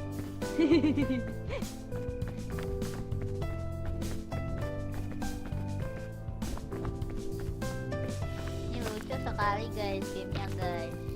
Kalian harus bermain. Wow loh, lucu dan bikin mual. Iya. Nggak usah ngeden, Pe. Tidak. Kemana ini? Gimana? Ke atas. Hai Pe, halo Bang Padil. Bang Padil bukan sih? Bang Roy, Bang Padil bukan? Lupa. Ada kelapa. Parah. Apa cowok? Aku lupa semua cowok. Gimana tuh? Ada kelapa. Bisa diambil gak? Muter paling, Pe. Jauh itu, Pe. Terus kita kemana? Kita kudu muter tetep. Aku dorong aja ya. Nangis, parah aku dilupakan. Ya maaf. Kita turunnya pelan-pelan, belajar dari kebodohan kemarin. Waiting for my yes. I'm waiting. Kok ini nggak turun sih? Still playing another game. Nangis apa cok? Kalian aku ingetnya nama username kalian. Halo. Ini nggak diambil kelapanya? Nyampe nggak? Emang nyampe? Nyampe. Coba. Marki Cop. Nah, kan. Ini gimana? Dibuka dulu ya? Ya, lempar ya. Duk, gitu. Aduin sama batu. Ini. Dilempar yang kenceng dong. Jangan dilepas doang. Toeng. Kita makan. Sip. Makara mau nggak? Enggak. Udah ada. Ini tajam nggak sih? Awas, beracun. Oh. Harus temenan dulu ya di tim ya kalau mau diajak orang-orang ya. Tadi guys, kita ajak kalian ke sini.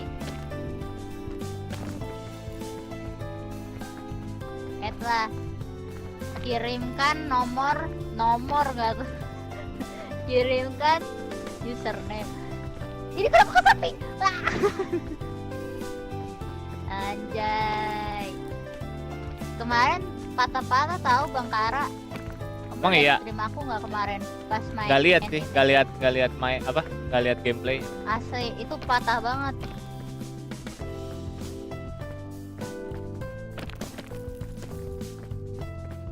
Wih, gelo. Kita sampai mana ini ya? Oh, masih jauh. Bang Kara udah ke desert. Udah. Kayak gimana? Enak gak?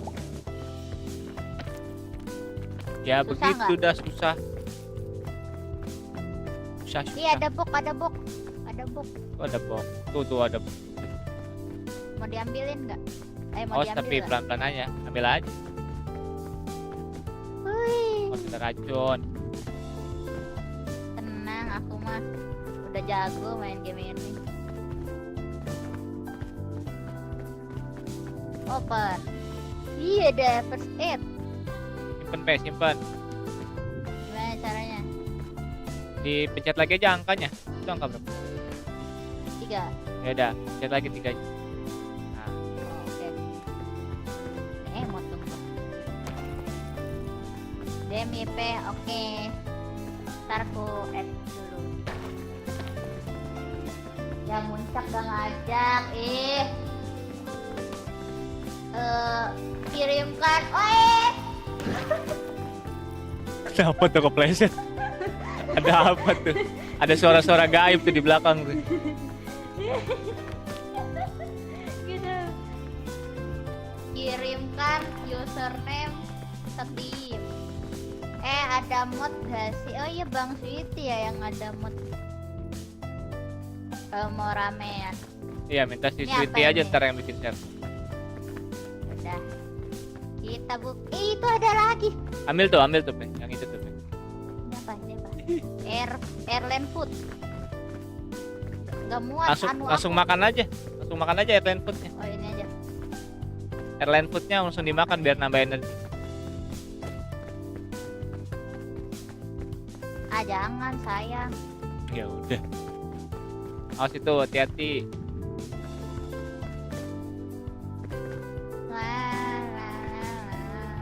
Ini apa mau?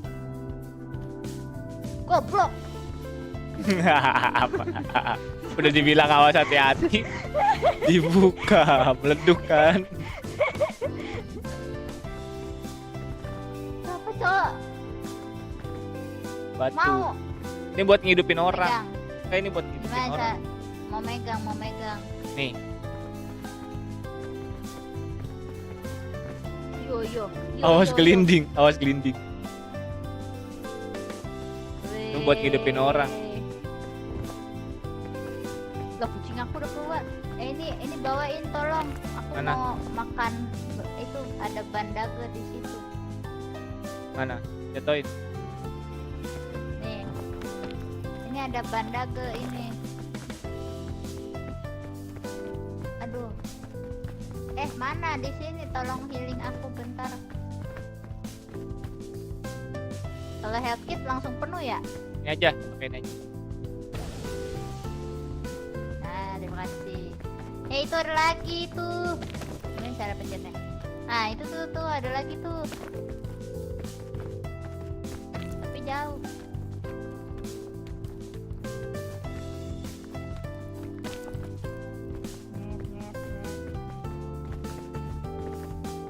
Mana IP? Di atasmu. Nyampe nggak? Berat anjay. Sini. Kumpulin tenaga dulu. Oke. Oh, naik ke atas ini. Yang nontonin aku mabok semua kayaknya. Kok ke sini sih? Kok samping? Iya loh. Sepertinya yang nonton aku sudah pada mabok. Aku pun mabok, lapar.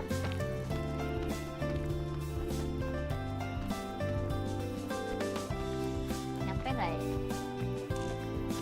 Wah, nggak nyampe. Bang, pegang aku. Mana lu di mana? Hilang.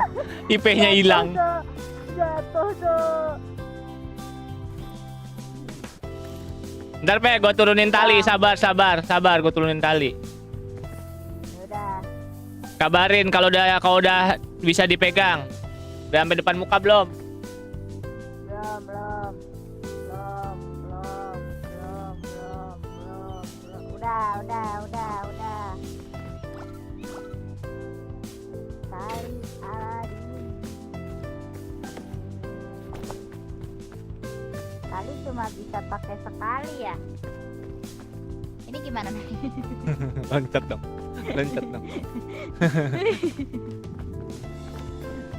Tali cuma bisa sekali ya. Bisa pakai sisanya. Pakai sisa-sisaan. Jamu dong. Impit. coba mana? Cara invite gimana? Oh ya. Goblok. Nah, tuh, udah tuh. Sudah. Sweetie is playing big. Anjay. Bang Sweetie bisa kita hidupin ya langsung ya.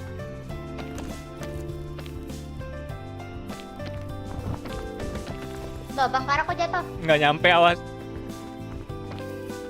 Jangan lewat itu, Pe. Nih. Emang nyampe? Nih. Wah! Kan, pegang. Nggak nyampe lewat itu, nggak bisa. Aku makan ini dulu aja ya. Ya, bisa. Nyom. Anjay, sudah berenergi. Kita kemana?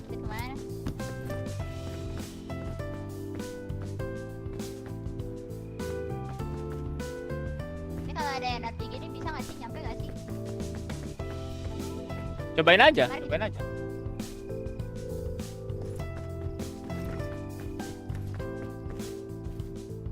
bisa, setan.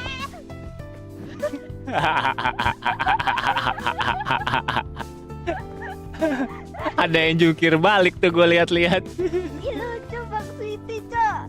Aku makan ini ah. Kita pakai dulu. Penuh. Hai Bang Sweetie. Bang Sweetie kok nggak bersuara ya? Kenapa Bang Sweetie nggak bersuara? Dia ngikutin aku gitu anjir. Akunya belum ngomong, Pe. Oh.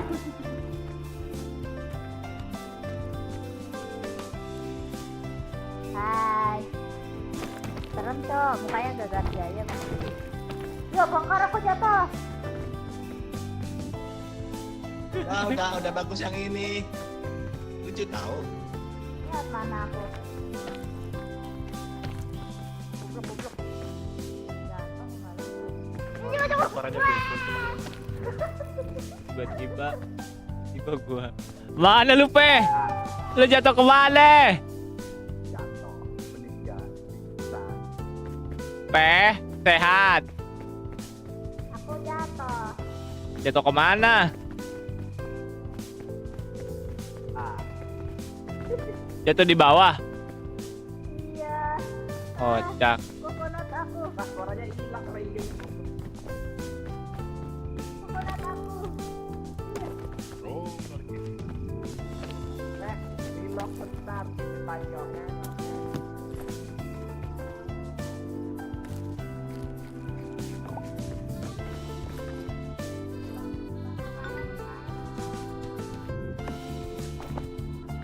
Kanan.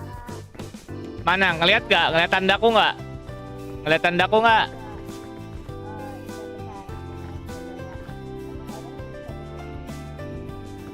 Mana? IP sebelah mana?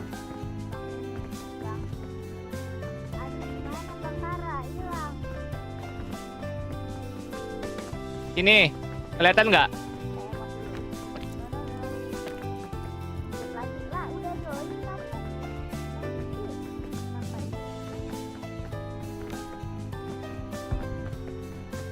Mana? IP sebelah mana? Pendarahan. Aku di atas nih. Ngeliat gak? Lihat, bentar aku invite Bang Sweetie. Nah, udah. Halo Mai, kamu lihat aku bermain.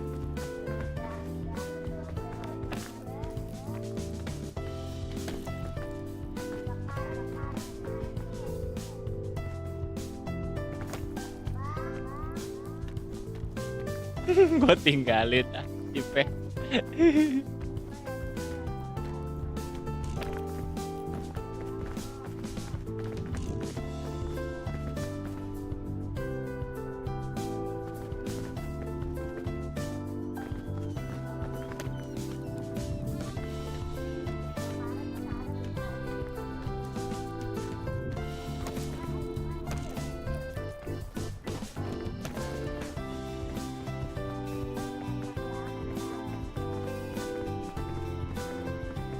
Nggak kelihatan, Pe. Jauh.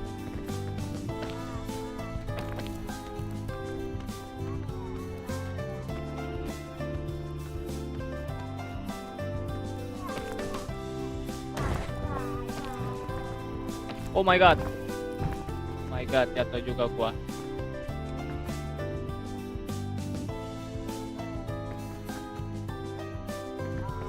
Still map full, bro.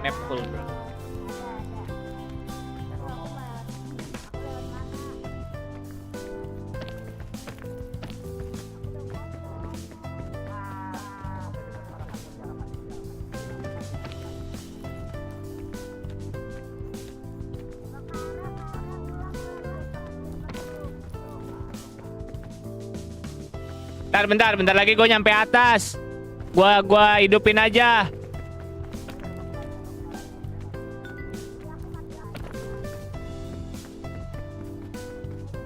Ya IP mati aja. IP mati aja. Ya.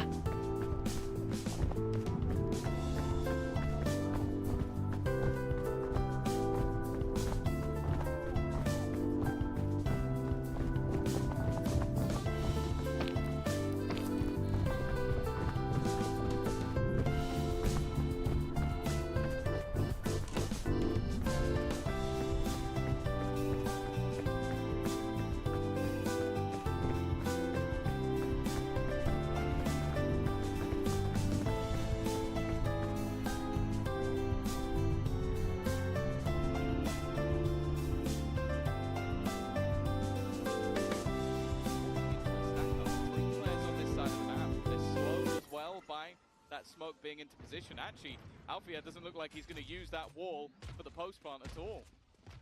Oh, he's going up into the window as the exec comes through. Kayak already dropped, and here's Alfia. Mana udah mati belum? Nah, mana yang di invite mana? Yang udah 2 nih. Udah. Iya, sekalian aja invite satu lagi. Alfia still on the wall, has been caught out. Chronicle in a fairly open position, but will just opt to fall back.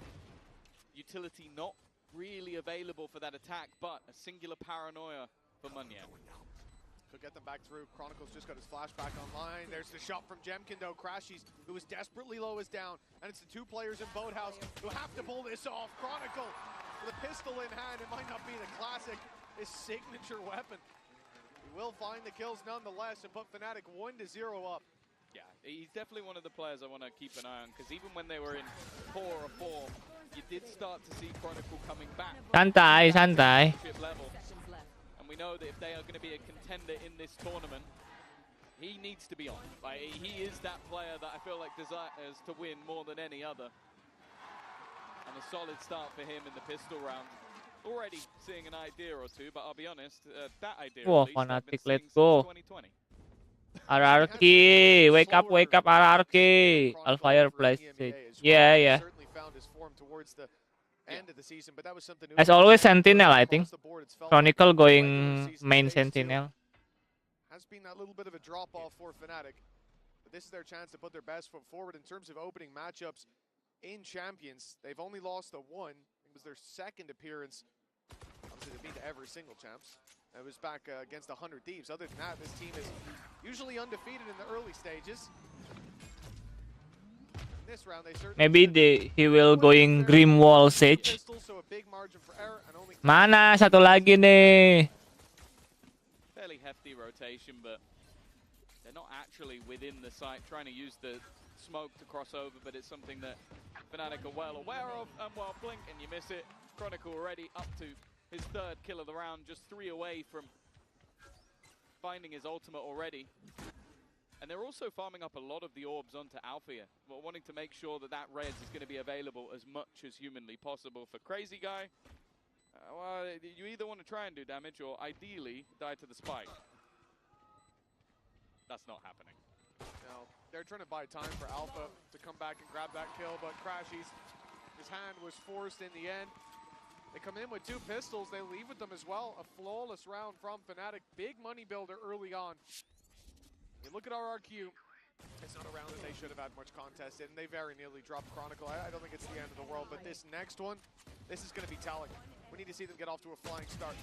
do some damage, win the round for sure. As you know, in terms of the Ascent, the last time these two teams faced, it was pretty convincing in Fnatic's favor. The other thing as well, I think more Integra is actually their last match when they played versus Paperex. They had a 1-11 attack. So this defense has to be solid, because whenever they've done even reasonably well on this map, it's been a defensive-sided half that has done it for RRQ. So that'll be the focus. And this is where they now have the weaponry to play with Chronicle.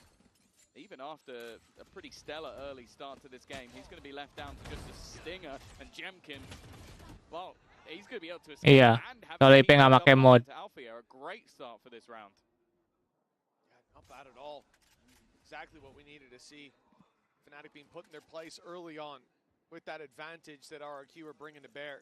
And as you said, with the defensive side expectations we had. Rifles are left though. 3 of them with an upgrade that's being brought through. Make it from a corpse. I'll move towards this A side, but plenty of numbers here for RRQ. Full utility online towards this side, and 40 seconds on the clock.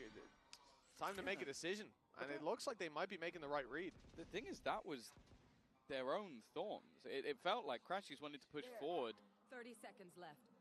but his own team's thorns have blocked him out from doing so. Fnatic like to run the clock low, but I wonder if this is just turning into a save. 20 seconds left on the clock, the spike pushing forward, but everybody else still with so much space to take. Boaster down. 15. And yeah, this has to be a save now, but it still seemed like, at least up until Boaster went down, they were still challenging for this round. RRQ with a chance to keep this one nice and clean. And the only thing is, because it's their first round victory, I don't expect them to hunt too much for these remaining guns. Yeah, no, it's definitely worthwhile just hanging on to what they've got. Even that one Guardian they've now... Lagi nggak ngomong dia. Crazy guy. Because he will just carry it forward. Hey, listen.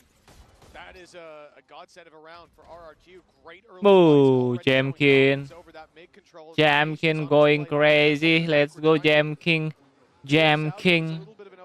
Baru ada. Someone giving the chance for this squad to find a weakness, find a site to push into, but it wasn't given away. The discipline on display gives us a 2-1 scoreline. The full buy back in for Fnatic, ult's close to being online. That was just a bonus, so even the couple of guns saved and a little bit extra is going to put them into a good position. Rez already online, so they can now be a little bit riskier. Saying that, the shock dart that's been sent through early. Keburu lapar nih bang, keburu lapar, nggak ada makanan nanti. The heal has already been administered, so Chronicle will at least be back to 100. Again, ground to a halt. This defensive setup is incredibly passive. They're not trying to give any of those openers on the other side, and because of that, with somewhat a lack of initiation at times, Fnatic are just having to contact into this one. Straight through the side for utility. Ntar belum ada hantunya. Nah, tunggu jadi hantu dulu. Play for RRQ. The salvo coming in from Crazy Guy still has one left to play with. Reveal comes in. The spams can now fire right back through. Very oppressive in terms of the util, the positions that RRQ are playing in as well. It's making it a bit of a headache for Fnatic. And with that extra time ball, dapat anu. rotation through from Jemkin, mid fully secured, and Fnatic are going to go for this late control. Alfier wants to push deep into the spawn. He's got a guy on the rotate, trying to cut it off, and he'll grab one. That's the res online, but Crashy's double, and Boaster clearing out the rest of the site. What was a very labored round in terms of the time being bled out of Fnatic's clock has ended up being a huge success for them. Yeah, no, just their entries into that B site were sublime. 2 players at the back of the site being picked off in rapid succession alongside the rotations being cut off. I was a little bit nervous because Monyet going saving. And then he's taking a solo fight alone on the other side of the map, but it is clear that the other players are ones with utility. They're actually going to be able to put you into place, so you can't really afford to leave anyone else behind. For Munyet, there's not really much of a choice. Just try and hold on to the gun. They managed to keep all 5 players alive in the previous round, so there's definitely going to be a purchase for RRQ, but it's one where you kind of watch this round and go, it's difficult to say what they could really change, because they had their players in the right place at the right time. It just seemed like they lost every single fight. Well, that's it, right? Obviously, we're on board with Alpha for this cross kill, but it's on the site when Crashies is able to find a double in quick succession. Those players on Boathouse trying to trade out while Boaster lurks in the Very smoke. good discipline right there. I love to see They it. had the rotates. They had Jemkin Strike that close down by too, to that's a support the compliment. site. They had the smoke to cover their cross in, or so they thought, but weren't expecting Boaster to be there. And well, that's a very early upset for RRQ, but the reality is they still have the money. Jemkin's come in, operator in hand. This is the benefit from having such a clean previous round, but that position from Boaster, it's sneaky. If Jemkin steps back out, if Cushy tries to cross to market, they could be caught off here. Now has the idea that there's a player in position. Here. Jemkin's gate crash is about to run out, but just at the last second he's able to catch that kill. Boaster not being able to spot the player further, but there will be an immediate retrieval. Wonderful usage of the salvos though. That would be the pickoff of Kayak for the second time this round. His KD taking a beating. And so a Fnatic in the early stages, they need a response, and then, well, Jemkin's operator has just been a game changer. Spike down. From an mid. almost clean round for Fnatic, it's looking like we might get one in response. Yeah, I love this from RRQ. The salvos there onto the res, just perfect, and again, highlighting the benefit of having this Teho in. It's a difficult agent to use right now, but we've started to see some teams making that adaptation. And we saw it in the previous round in terms of slowing down the push. Ultimately, when the push came in, they lost all of their fights, but the stoppage ability is huge. The situational, like right there, massive. Pushing that player that was rezzed out of position, giving Jemkin every Di atas, opportunity Bang. to pick off players. Like you said, I think that highlight has very much been the operator. So it's not just the utility in play, the weaponry too. The way they're Enggak ditinggalin, cuma dinaikin doang. Fnatic's adaptation will be, because after that previous round victory, they've still got money. They'll be able to invest here, and I think it will just be this back and forth with these clean rounds being traded, if that continues, until we finally see someone's economy being broken. Well, it feels like we're playing the slowest game of all time right now. This is Fnatic. Fnatic attack side on ascent. Yes. We've also just had like late round saves each time, so it's been like almost a burst of an explosive fight, but even trying to use the heal. And actually, Althea goes down because he's trying to use the heal while running away. Like, that is so unfortunate, but also just wonderfully placed utility for the side of RRQ. They're definitely a squad that seem to be improving day by day, game by game. Showed massive resilience in their victory to get into that top two. Well, those first few rounds definitely haven't phased them. A flash, nicely done. Jemkin not able to hit the shot on the jumping Kayak. And it will be a 5 versus 4 with the big player of the previous round, the big weapon of the operator down. They try to delay with the salvos, but Kayak's already through, crashed through the gates on the B site. And he's claimed it for Fnatic. A plant now secured, a 5 versus 3. RRQ, well, you talked about the slow rounds. This was a bit more direct, but we might still get that late round save. Well, I also think it was Boaster's paranoia that must have just been perfectly placed, because I think that was just an immediate gate crash into the site for Kayak, and it looks almost silly that he's able to get that kill for free. Breaking back into this though, it was mentioned, it's not going to be easy. You're facing off against that Vice in tandem with Sage, and well, that's before you even talk about some of the individual brilliance currently in the server. This has been a very peculiar game. Both sides winning a lot of their rounds incredibly cleanly. And this time that pace change from Fnatic, and more importantly, catching out of Jemkin, has turned this completely in the other direction. At least though, Crazy Guy's going to make it a little bit more costly, but let's be real, it's not going to do too much in terms of the economy. Yeah, I liked what Boaster was doing there. Alpha was a little bit ahead of it though. Initially you see him clearing out main, looking for players in the corner, but ends up being at least a dent in that economy. There's your paranoia going through, and the full blinded Cypher on the side of Xfero. Not much to say about that. 4-2. But like we said, it's been clean rounds, been a couple of saves at a time. RRQ still able to buy up. We got to be getting close to a record here so far in the tournament for the most back-to-back buy rounds for both teams. I mean, it is ridiculous. Well, I want to see how good these teams are with the Stinger. That's been the gun of the tournament, I feel, so far, but not in this game. I think we've seen one. That was on Chronicle. Nonetheless, he's now got an operator of his own. Clearly expecting that aggression to come in. Early TP just to try and clear out Switch. The run in. Kayak's already gone down. Smoke going to be thrown back out to try and delay them that a little bit further, but it feels like now Fnatic are a little bit more committed. Boaster has made that move eventually, but is the only one out. They're still just trying to get through this choke point. Stuck by Monya Smoke. Well, getting out of here is going to be difficult. Alfia's got a long wait before that heal's going to be available. In fact, we'll be down to the last 15 seconds of the round if that happens. And obviously for Chronicle with the operator, all he can really hope to do is hold the cross. There could even be a world here where they're going to group up, swap Jo kali naiknya. Gimana? It's the right play. Hujan, nggak bisa kemana-mana. Trade bullet for bullet. They have got the B site wide open. RRQ, they've shown us a lot of patience on the defensive side.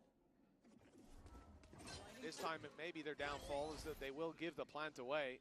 12 seconds. With Dimensional Drift online, though, I'm not worried. Like, you could just throw that in just to confirm this round. I think clearing out all of the risky angles will just make this so much easier. And playing this as a 4 versus 2 retake, I think the gamble would be is if you left it down to a 1v1 on the site. They're not going to allow that to happen. Chronicle, though, this is what I'm talking about. He's going to try and get aggressive, try and be surprising. They already know where he is. That surprise factor is gone. Alpha, though, still manages to land a shot. They know where Chronicle is. That was the problem. It's down to the low HP player. He's healed himself slightly. He'll survive a shot, but not to the head. Cushy puts him in the ground, and RRQ. Yo, let's go 4-3, bro. To 4 now, and Fnatic being wiped out, but guess what? They still got credits. Yeah, of course they do. All of these rounds have been fairly clean. In fact, this is one of the first ones that hasn't for the side of RRQ, but this is sort of the issue I'm talking about. Like, a lot of the time you're going to see double or in some cases even triple initiator on this map. It allows you to get through those choke points a little bit easier. Some teams that change it up by running a double duelist. Maybe you see the Jet alongside. Monyet, let's go Monyet. Ayo dong Monyet. Pushi, bangun, Fnatic's bangun. round, what they're doing is, well, this one at least, placing the wall down and try and get through the choke, but the choke is the Just same. You're still going wake through that up, gap. Monyet, A wake couple up. of TPs not working out made it incredibly difficult to get out of that choke point. Even still, 4-3 up on the attack side of this map. Already said defense normally better. And what a Hunter's Fury pop. Chronicle's dead to rights. Nice start, in fact. Another nyala fact we had as well. bangku. Not as impactful when they have a Sage, though.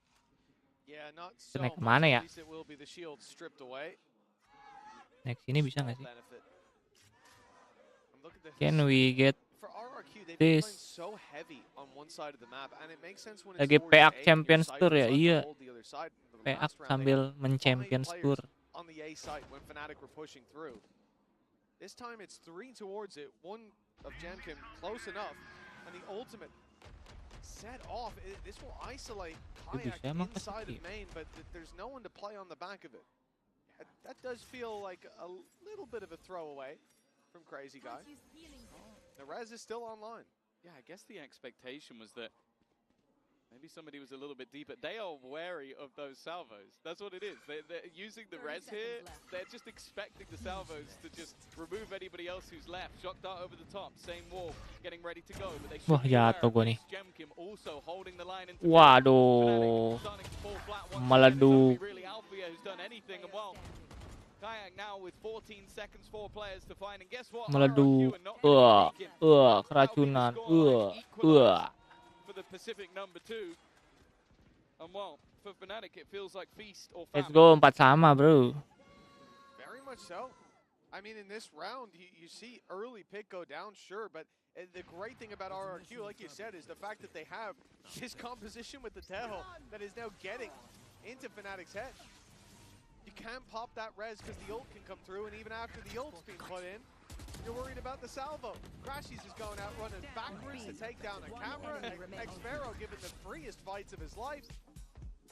This is a time to take a break, a little timeout for Fnatic. Go back to the drawing board because it looks like RRQ are picking up some steam. They've managed to chain 2 rounds together. It's the most that we've seen since the pistol round and the follow-up. Yeah. But I think most importantly is the position that they've now put Fnatic in. With the 7th round being clean for RRQ, I think they took everybody out. The same here. Economy's going to struggle, and we'll see the first reward. Yeah, I think as well. Like, Time it's just out, more time thing that I out. think really struggling to deal with Jemkim. Currently 9 and 5 at the top of the board. His operator has been tough to deal with, but Temot also dulu just guys, temot dulu kata fanatik. Biar nggak dikejar-kejar sama si RRQ.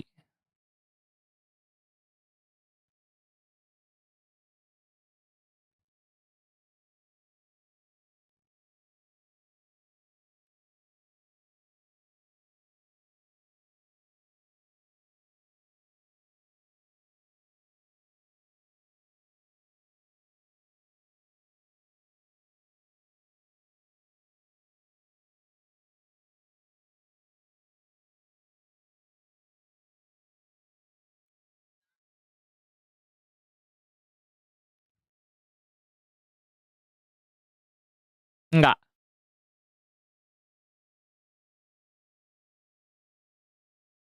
Ntar aja, ntar aja, ntar aja.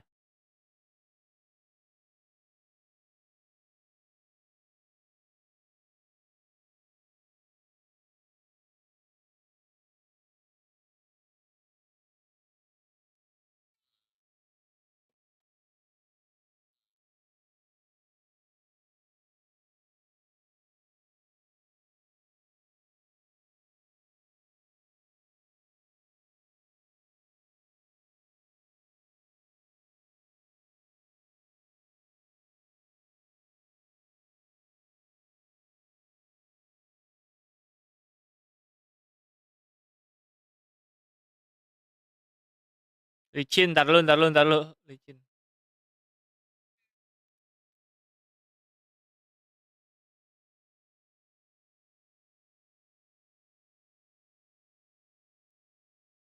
Oh my god, kena thrifty kah? RRQ. What the fuck? Go thrifty.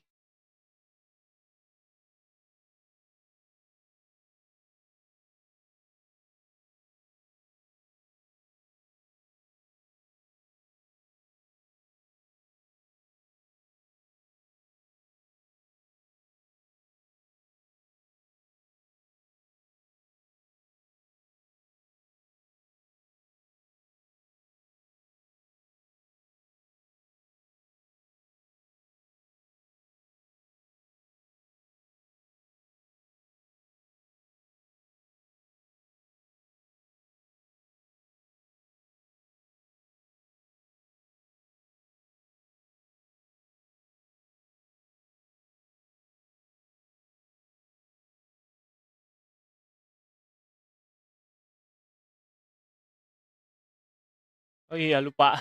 Lupa belum nyalain lagi. Mabet, mabet. Tadi soalnya itu biasalah. Apa? Time out, time out. So in the previous round, obviously playing off B side, playing a little heavier towards that right side of the map, you're in a position to try to step out of a steel garden towards that A site, fight in afterwards. The hope is from RRQ, even if that ult is used. Actually, you probably want the ult to be used. Now it's online for this round. Yep. Rez is there. Hunter's Fury. Fnatic have so much to work with. For RRQ. But here it is. One round down. They're on the B site this time, completely trapped in. This is a problem. Cushy. He's going to have a swarm of locusts descending upon him. But his weapon is back up. The flash catches, but Cushy, good for one, good for two. Against all odds on the back site. He was caught by the steel garden. But he's the one drawing blood till Chronicle again delivers a double. Chronicle has been impressive. Jemkim rifle retrieved. Crashies has that Hunter's Fury, but using it might be difficult. Nice shock dart, but even still a couple. Looked like they could have gone the other way, but Chronicle still stands tall. The rounds that they've been winning the last couple have mostly come off the back of him. The Sentinel now overtakes Jemkim. He's 11 and 3 right now. Really overshadows the job that was done by Cushy. The fact is, he was left as sort of the anchor so that they couldn't do that again. He did phenomenal work. 2 kills from the backside, but making it through that smoke. similarly to what Fnatic was struggling with, also seemed like a death sentence. It's just got to be great to have Chronicle on your team, man. Like we said, he had maybe 2 weeks, maybe 3 at a stretch where he was a bit more quiet. Started out 5-0 here, now 11-3.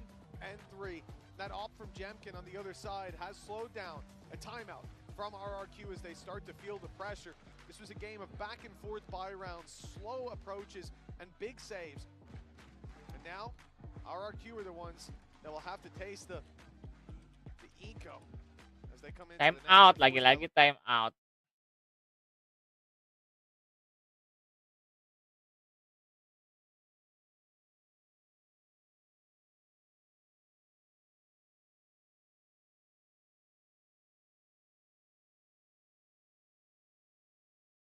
Iya, time outnya jeduk-jeduk.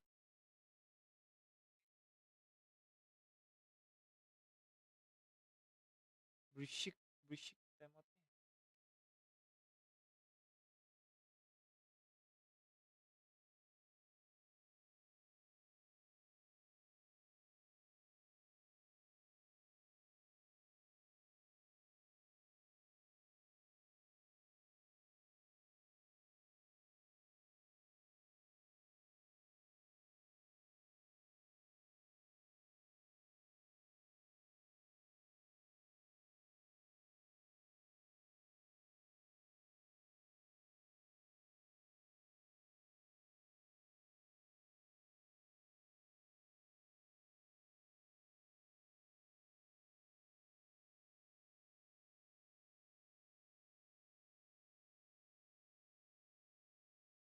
Waduh, RRQ terlalu nafsu guys, mainnya guys. Harus sabar bro lawan Fnatic tuh. Mereka main 30 detik baru nge-push soalnya.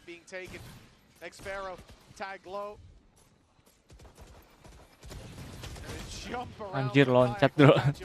Dia tahu Xvero ngepick di situ, dia loncat. RQ could make this costly, but I don't know how much impact that's realistically going to have. They needed the round win. At this stage as well, damage really doesn't mean anything. So many credits for Fnatic to buy back in with, and a 7-round attack side half. Halo Jepil. That was something they'd be happy with their old composition, with the chamber in the mix. I think now that they've added in the Sage, this is looking incredibly dangerous for RRQ, of course. Looking forward in the series, I do think that the map should get better. Nobar dulu. Namanya juga opik Arif, tiba-tiba hilang, tiba-tiba datang. Hey, that's their choice. Ascent over the last few months they've been 1-6, so I think expectations were relatively low, but this is starting to look very rough indeed. Bawah, hujan. Hujan, Bang. A massive scalp to tank early on. Player who has bailed Fnatic out of a lot of bad situations. The 7-5 half up for grabs. Up against the team that sent RRQ out of Toronto. The grudge match. Jemkin's going back out for more. Same spot as before. Of course, he's got teammates covering deep into mid, so he doesn't have to worry about his left side. He's covering this cross. And eventually that fight is going to be forced out. Iya. But it's more importantly Alfia with the spike. He's got 2. Alpha walls up, pops the res, uses it as a bait for. Wow, let's go Espero. Aduh. And a 2 versus 2 spawns from this with the ult from Boaster. The spike will be reclaimed, but look at Munyet. Giving his position away. Clearly aware of the potential paranoia to re-swing, but he's not won the fight. And now Xpero left on just 20 HP. Makan Bang. One to win, but it will come down to the timing. If he can find a gap, find some space, maybe there's an opportunity down to just 10. Facing off, and he has managed it! Let's go Xpero. He left! That is absurd! Clutch gaming. A miracle play from Xpero. Isolating each fight, taking them down and putting 5 on the board for RRQ. Pe, ada makanan nggak, Pe? Lapar.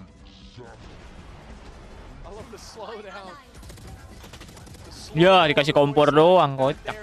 like it was done. One A enemy big remaining. swing from Sukro buff.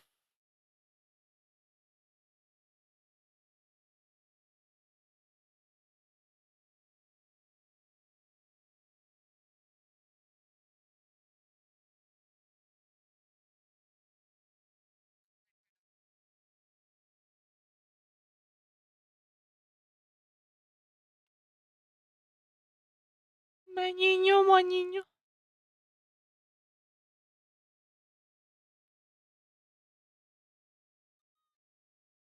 Apa sih fish it ya?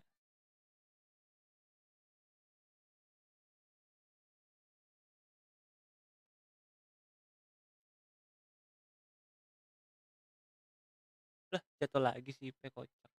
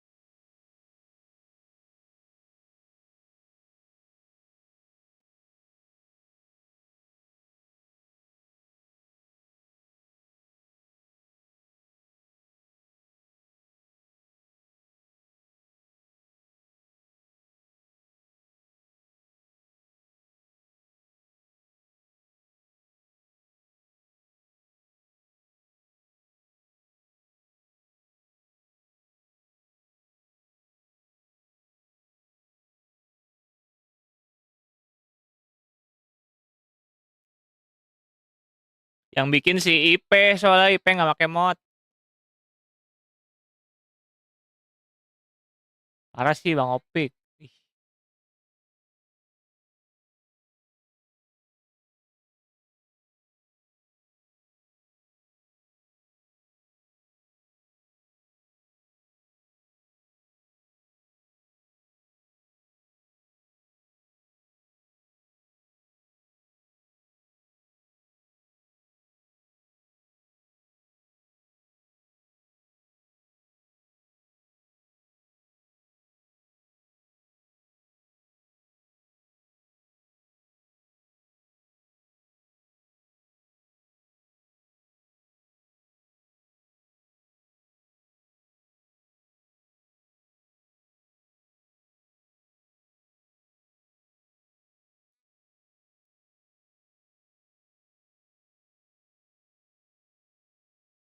Ah.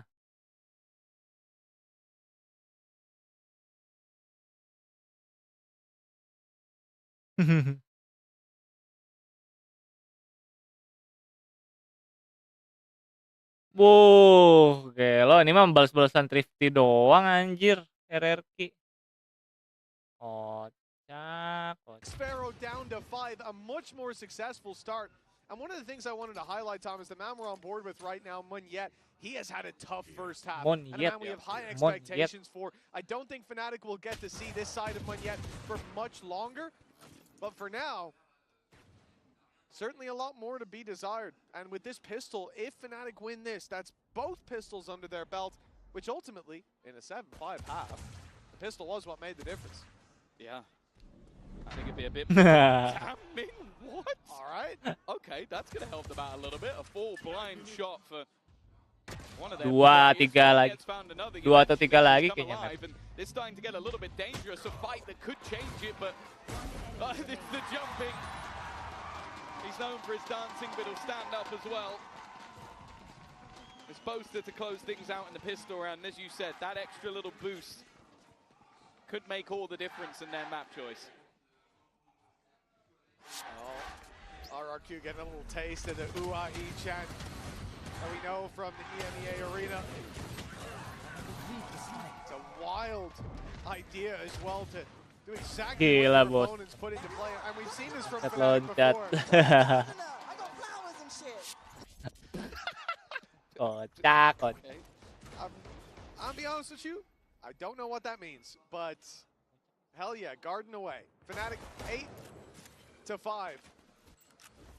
strong lead, and they're up against Classics. For RRQ, farming those orbs early, the name of the game. You can see the crazy guys containing that A orb while his teammates take it on B, but Kayak's pushed up on mid. Gate crash fading. I don't think he'll stick around too much longer, and indeed, he's already out. Nag-rotate Ruse sold on the other side with the salvos. Of course, you can see the direction that they fly from, so doing it from the right side of the map is important.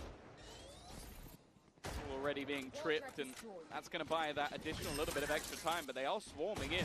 A lot of pressure. Put under Chronicle! Was that a triple wallbang? Chronicle. Was that the second Ace, shot? ace, It looked ace, like he ace, could have been ace, all of them. ace, It ace, looked like ace, it was ace, 1 bullet, ace, 3 ace, kills. Maybe we'll get a slow Yeah, mo I on need that. that slowed ace, as much as humanly ace, possible, but that does ace, mean there's an opportunity for the ace. Lagi Crazy dicari. guy does not want to Ace, get him. ace, This man ace, was confident ace, enough as it is. ace, His ace, 17th kill already. Oh, crazy guy. He's trying to go around the world. It seems like Kayak, he is Yee, let's go 8, 8, 8, 8, Chronicle, 8, 8, Chronicle, 8, 8, 8, 8, 8. Kocak anjir lari-larian. And one that, yeah, I'm going to need it slow. Enemy remaining. I still don't know. Hold on. Here we go. Itu setupnya. That was Betul. one shot. One shot, 3 kills. That's Gila itu unbelievable penderetan 3 from kill. Chronicle. Sekali And tembak. that's what you like 1 to bullet, see 3 from a kills. team. Patek- Oh my God. Patek should take some notes. I do feel incredibly bad for them. Rob Cannon nih, Rob Cannon nih. 3 of you all lined up at Waduh, once. badai bro. That's about as cursed as it gets. But obviously, it was only an eco. Dulu bro. This is when we need to see a change for RRQ. Kayak, he wasn't spotted in the last round, so he's going to go for the same play. Likely that he may not find anything again. Xfero just jiggling. He's going to go out. The gate crash going to be used. Surely it's running out of time. There we go. He's back out, but Crashy's out of the round. He's taken down in market, and RRQ used that knowing that rotations will come through. Now they look to pressure towards mid. This is the right read. Fnatic are offering up a fight, and if the numbers from the attack go that way, they could Nih gua ada bandit nih. Gua ada bandit sini, Pe. Mana IP-nya? IP di mana?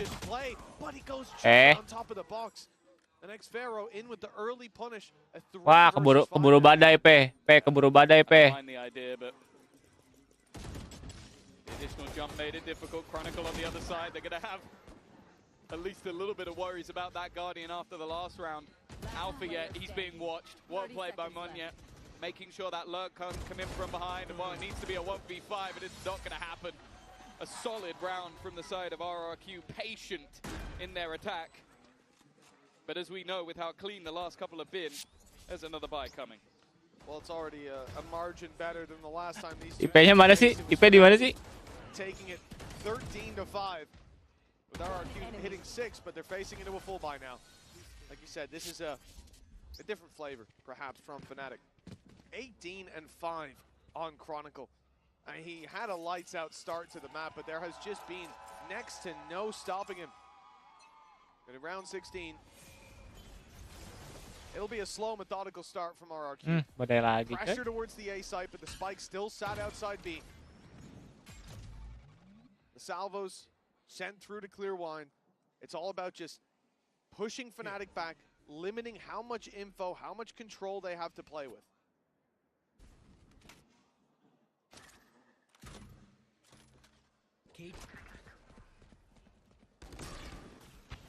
Already having to bait out some of that early utility. Wall being used over into A main. This could be a big part of the game for RRQ with how much is online. Kayak, again, going walkabouts. The reveal will let him know that there's a couple of players to his right, but that's not who he's looking for. He's expecting some form of reaction. I think as though we haven't really seen RRQ caught by any of this. Each time they've been patient.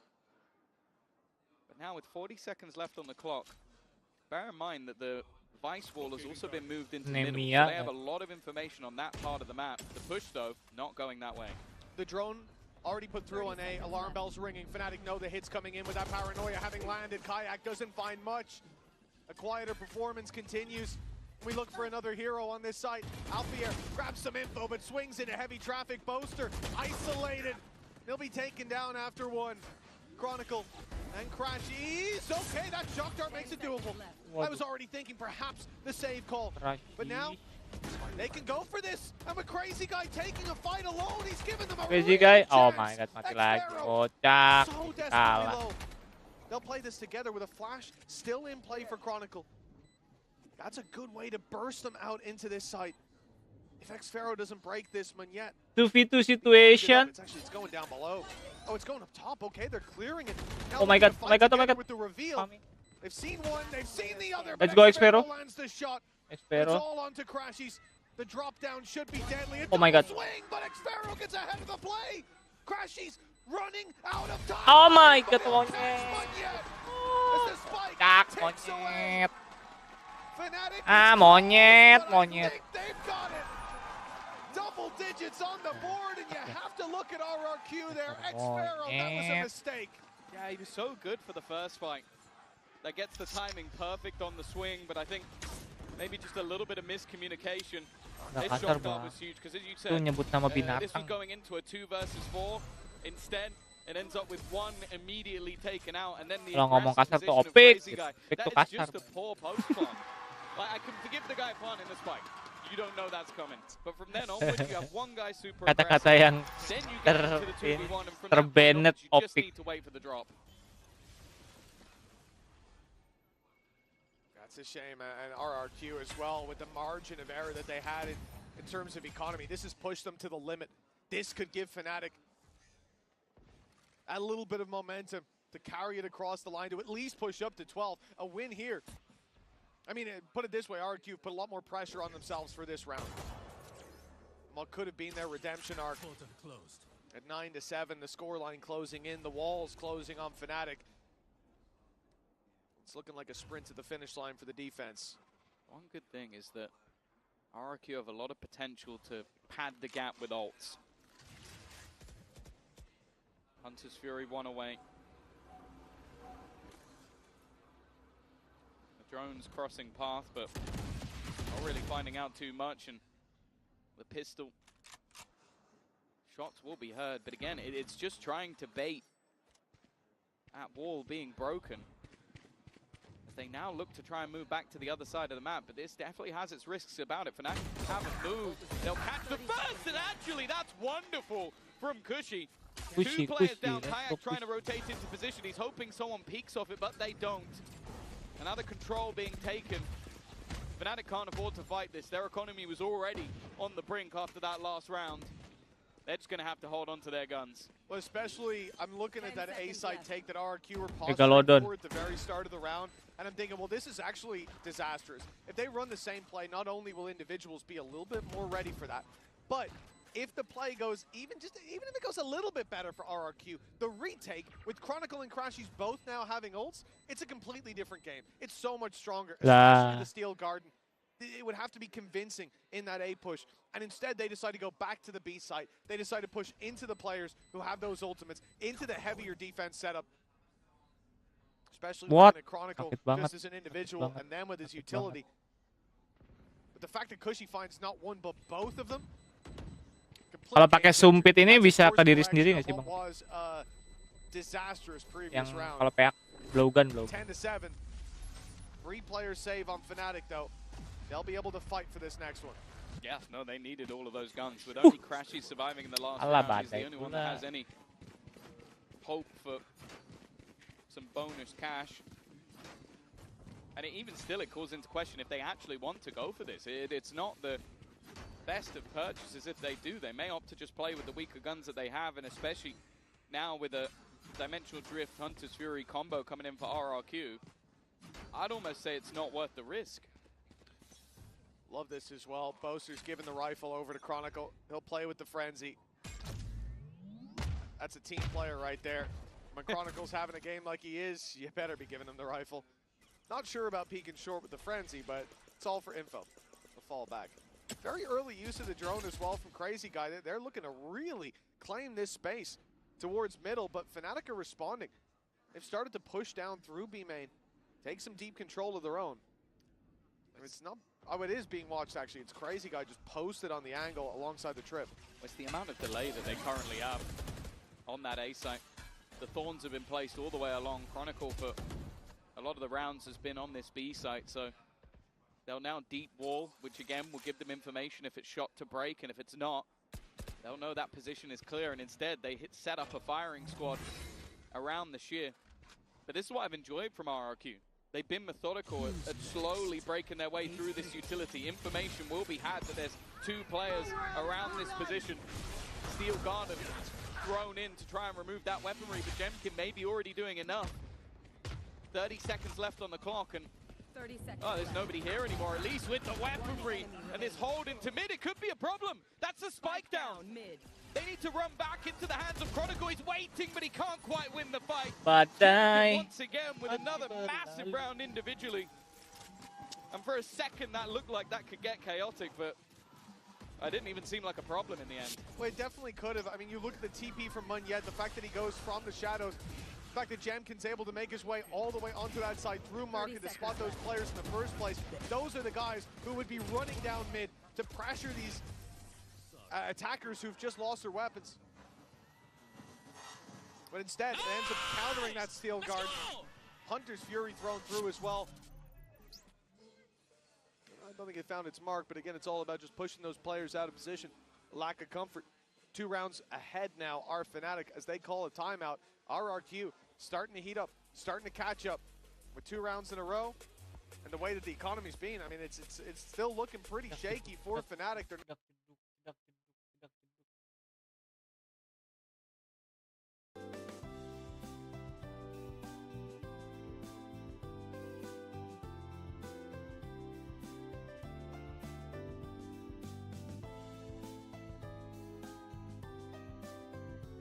Peh, sumpit gua dong, Peh. Sumpit gua.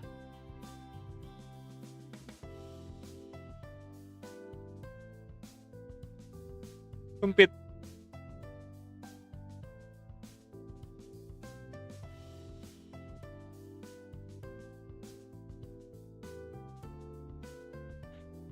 Biarin aja. Taruh aja, drop. Drop aja, Peh. Drop aja. Gue minta sumpit malah gue dikira mati.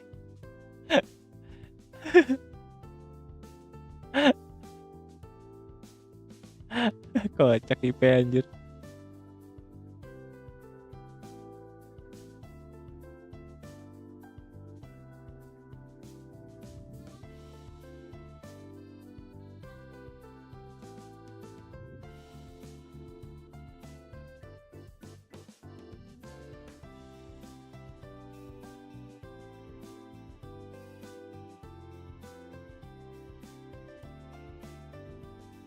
successful in terms of baiting out their opponent's utility and not overcommitting either. Sometimes you see that work out well half of the time, and the other half you're losing a player or two in overcommitments. That doesn't seem to be the case for RRQ. No. Very contained when they're baiting out that util early round.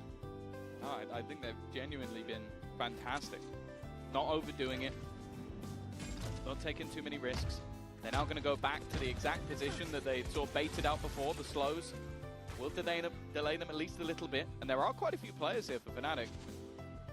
Weaponry, at least Mana Capybara? definitely not ideal, but again, this is just posturing. Nih gua bawa They now trompet. head back towards Kayak. Now he's been having a rough game. They could definitely use him helping them out, and with the Hunter's No, Fury in combination, keras that sih. creates a distraction. That's the spike on the deck. 15 seconds left. This one's looking a little bit IP more. udah dapat belum, IP? Better move on. And Alpha and Chronicle at the back of this site.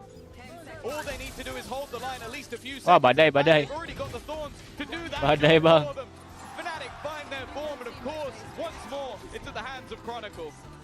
Yeah, I like the start of the round from RRQ, getting towards short, baiting all of that. But the problem is, when they rotate back, having drained the utility belts of their opponents, Fnatic have 3 players close by who immediately hear that. The rotates are instant, they get towards that site, and then you're playing a slow, first of all, 2 points. First of all, you're playing a slow round against Fnatic.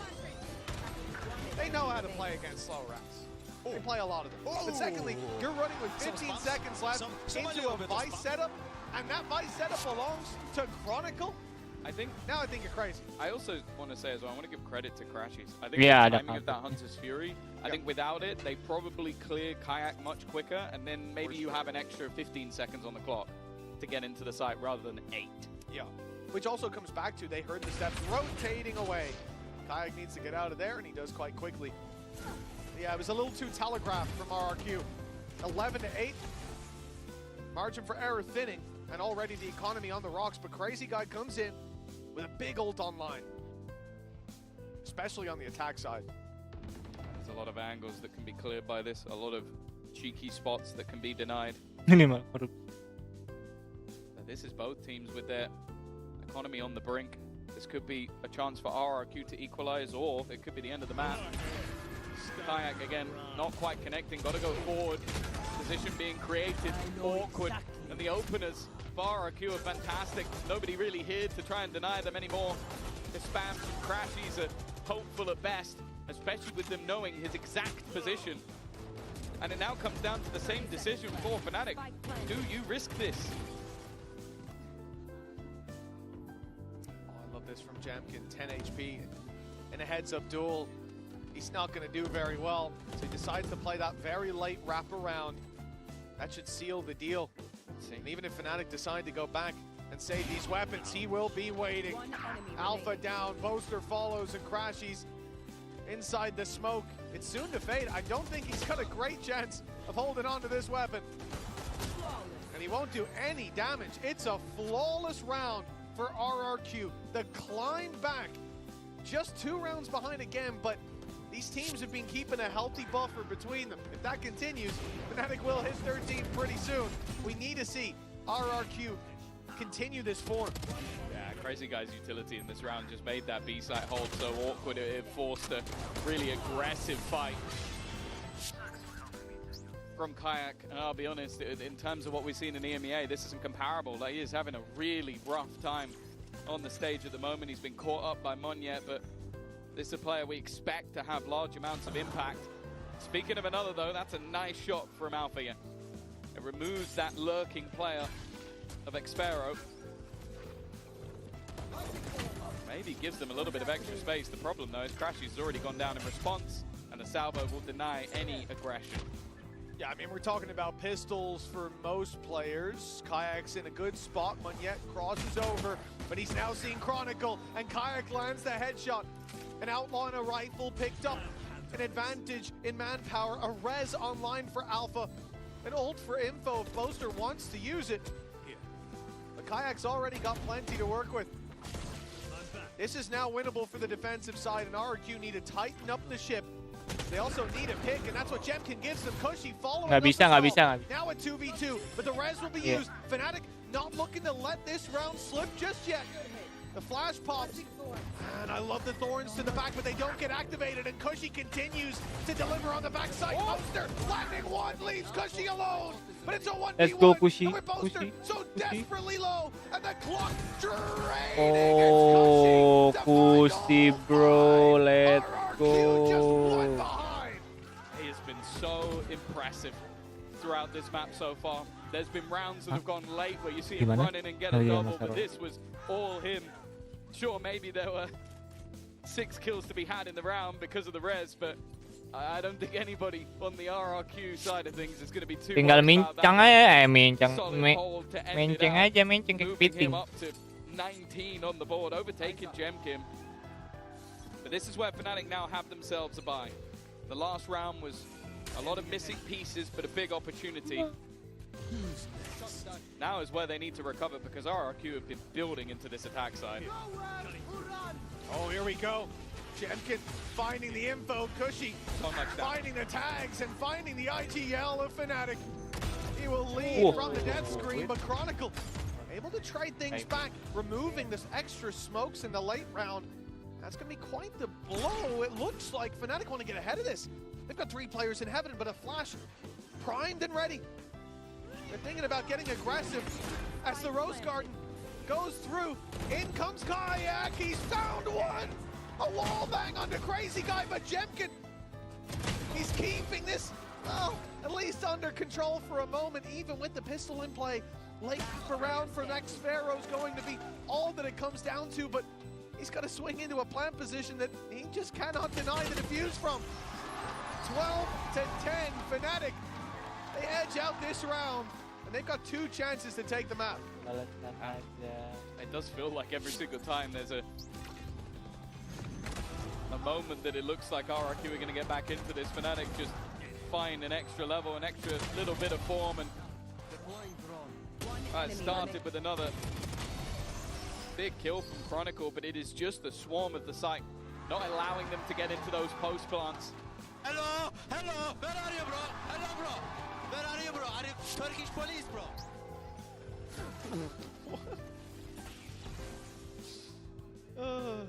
2 rounds left for RRQ to hit an OT.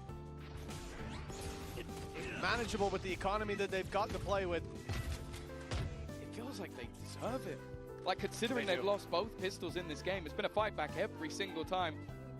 Hayek is going to get himself into the corner. Okay, is this something that's checked? It is, and while Jemkim has been winning that fight time and time again, his sight hold, though, has been devastating. They're walking into Chronicle. Badai. And thus far this game he's been dominant. Yeah, Chronicle has been the difference maker. Crashies has been pretty reliable. The utilities keeping them out of Boathouse for now. The push comes to a slow for RRQ. Spike retrieved.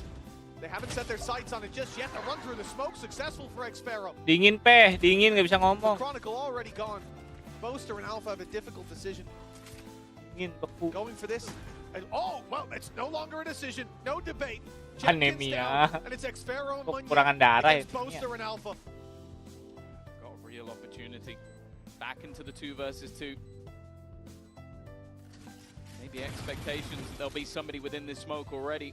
Alfia not really willing to risk it, but eventually jumps through, but doesn't realize maybe there's somebody on the other side. Well, now, and even going to trade it out. The TP used as bait. Monya to try and keep them in the map, and he cannot do it. Alfia standing once again. A 3rd kill in the round, and well, eventually Fnatic, they got the job done.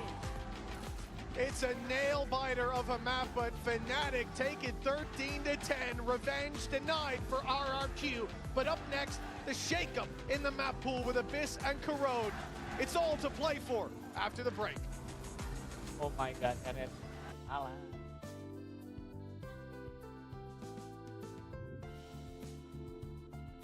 Fnatic win match 1.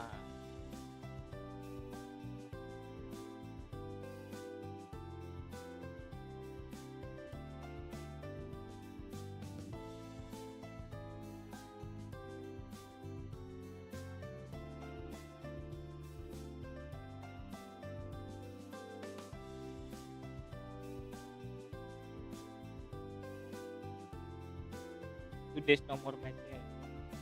This is last match this week.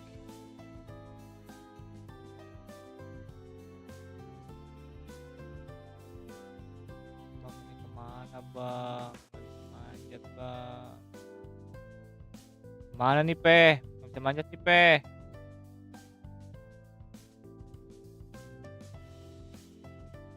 Kita palo anjir.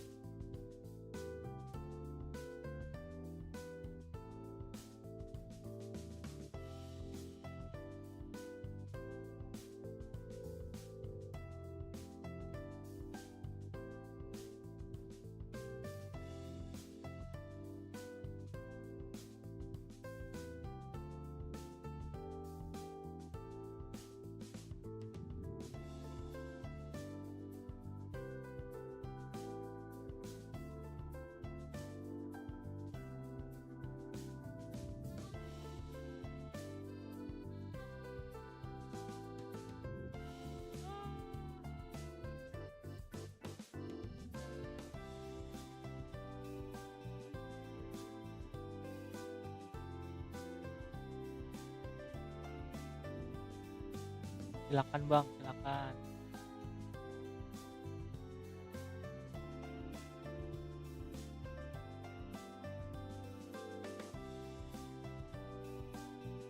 Parah IP, diem-diem baik.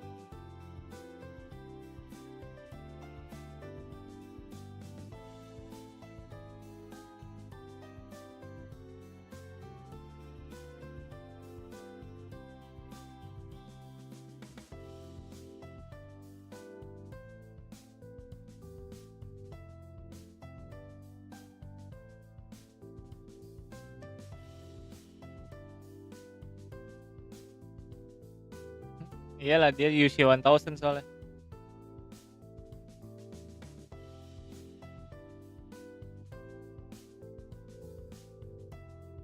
Iya, iklan YouTube-nya literally nyambung.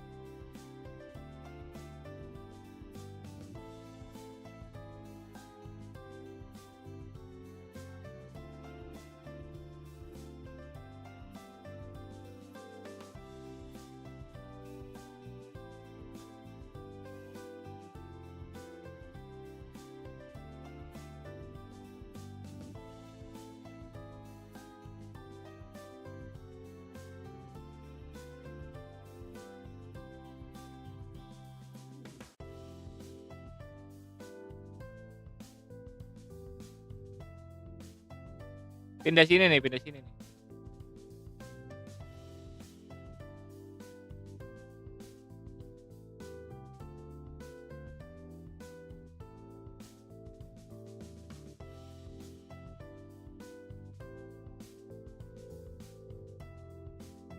How are you doing, guys? I'm fine. I'm doing gameplay. I'm playing pick right now.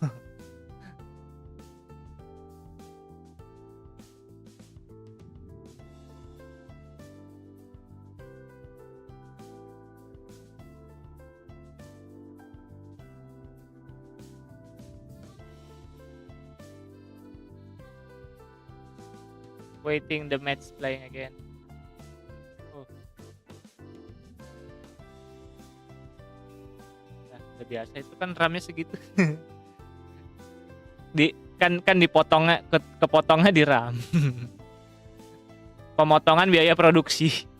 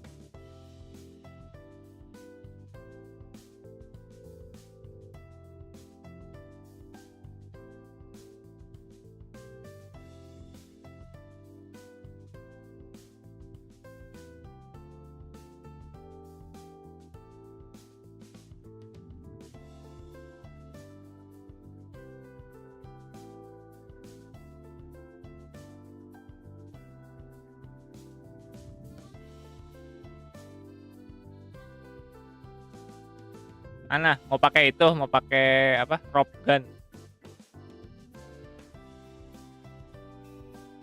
Chain launcher adanya.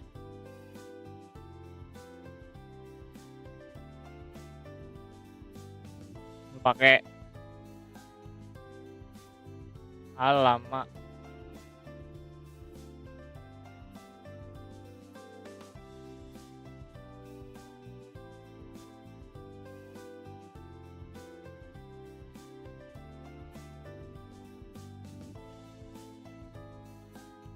Mana ke sini kah? Apa ke sini?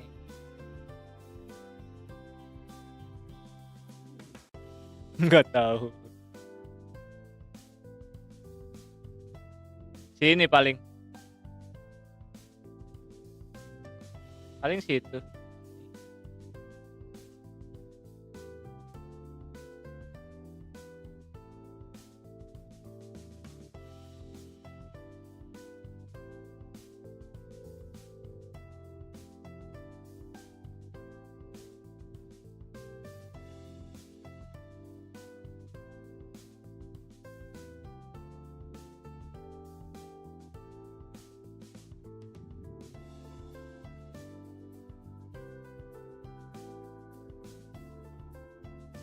Ewok.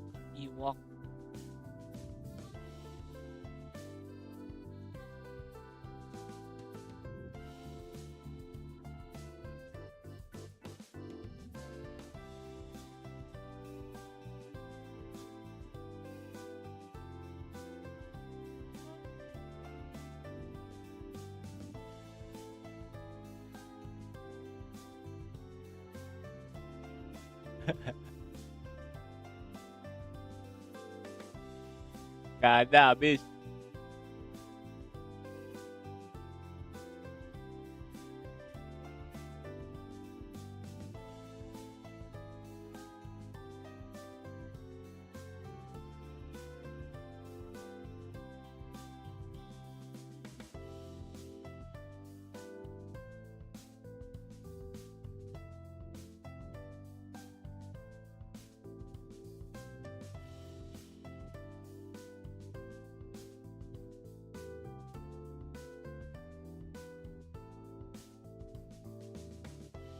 Ini ya.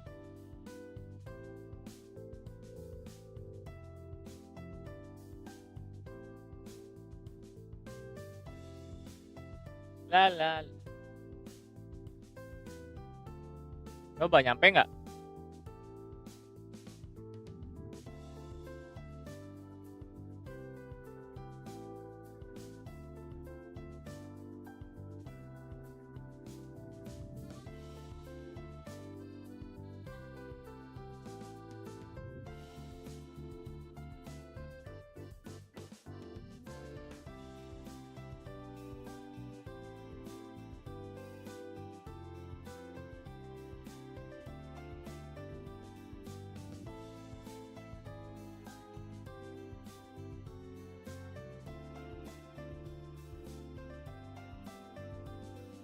Oh no, badai. Ya, di badai salju.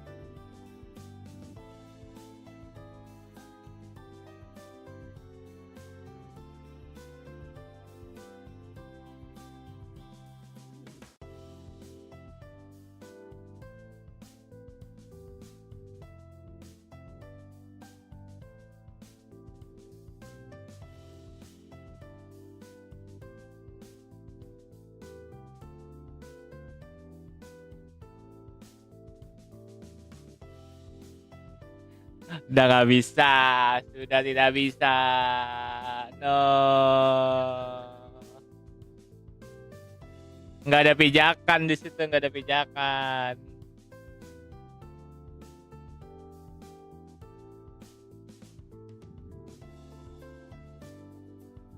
Tiba-tiba palo, tiba-tiba.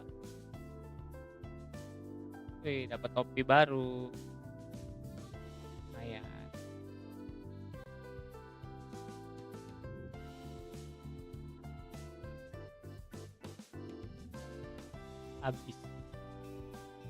Habis. Tak habis.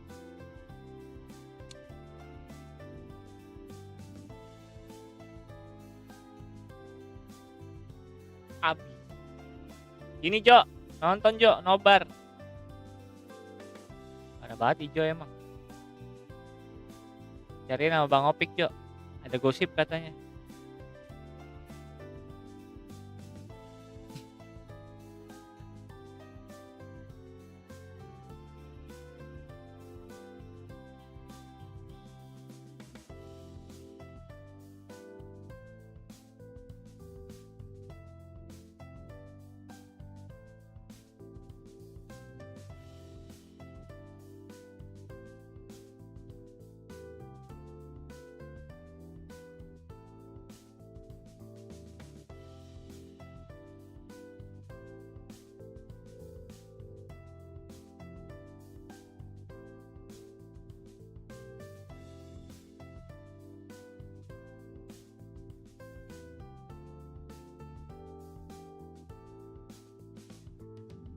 Benefits of having the other util, but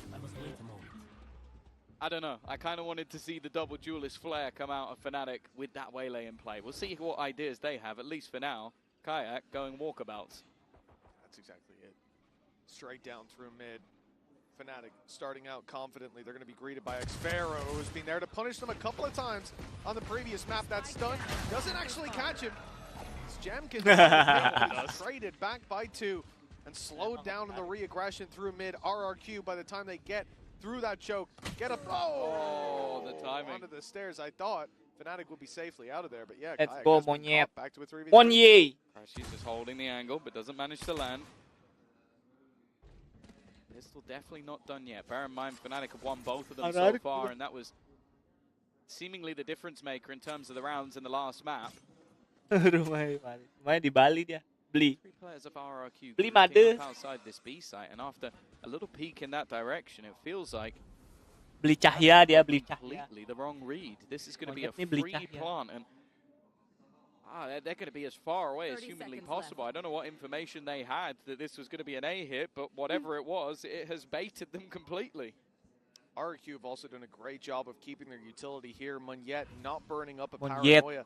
Bisa Taking this as a Monyet. contact play now Monyet. gives them a lot more to work with when it comes to this post plant. I'm curious to see whether this was going to be used in an aggressive way with the position of Jemkin to try to paranoia him through when they hear these steps of the retake, but instead they're playing back on the side. They got both of the shock darts and the recon as well, so there's a lot available for them. There's paranoia line To try and have their sweaty little lineups. There's the paranoia just to kind of keep Jemkin safe in the corner. It does mean they know he's there. Crashy's able to clear already.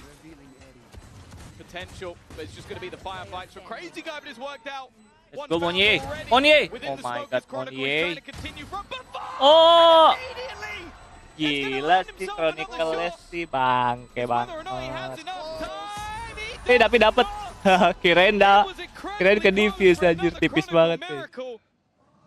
But instead, it will be RRQ taking the round. And we know how good he is with the classic. We saw the Ghost in the last map, and now the Sheriff here, but 0.31 of a second stands between them and success. And this, as you said, was the difference maker. When you look back on the previous map, they won, Fnatic won by 3 rounds, and they got a 4-0 start in terms of those pistols and follow-ups.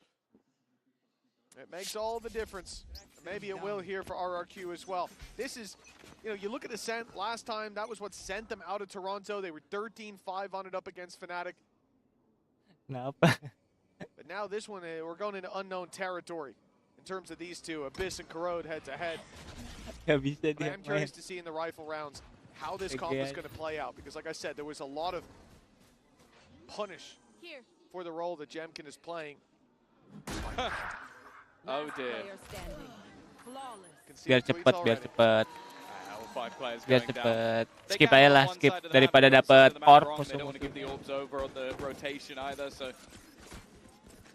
economically not bad for RRQ. They get to keep all their guns, but they don't gain any of the Caranya orbs gitu for bang. it. Cara And we'll put mencari them duit. 2-0 in the lead though. Nggak usah beli, langsung lompat rame-rame. Musuhnya nggak dapat With 4 orb, rifles onto the mereka board. dapat orb semua satu. There's even an argument for buying up a 5th one, but they'll keep themselves the marshal. Set up very early in towards this B side. It seems to be their favored of the two thus far. We'll see if that continues throughout the Itu emang map. strategi sih duit. Jadi. Stun held. There's no way Kayak's getting super aggressive here on the back of it. No, they will just sit and wait. But here comes a dive from Jemkin. Kayak with the immediate punish. Jadi He gets follow out. boleh. Has his refract to go back, but doubtful that's going to be used. Bukan nge-troll. Made it now into a 5v4. Wah, Denying the plan. tembak. Oh no, it's not. It's on the other side of the box. Nggak kena. Pardon me. But she's able to get the plant down nice and open. C-nya nggak kena di I guess tengah-tengah. they didn't expect just for him to plant almost in front. Plannya di situ ternyata. Salah. Dia pikir plannya di belakang. Malah salah. All 5 players from Fnatic and still a decent amount of utility.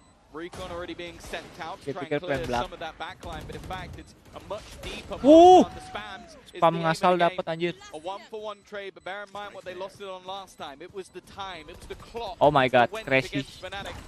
Already you see the Delay dulu nggak sih?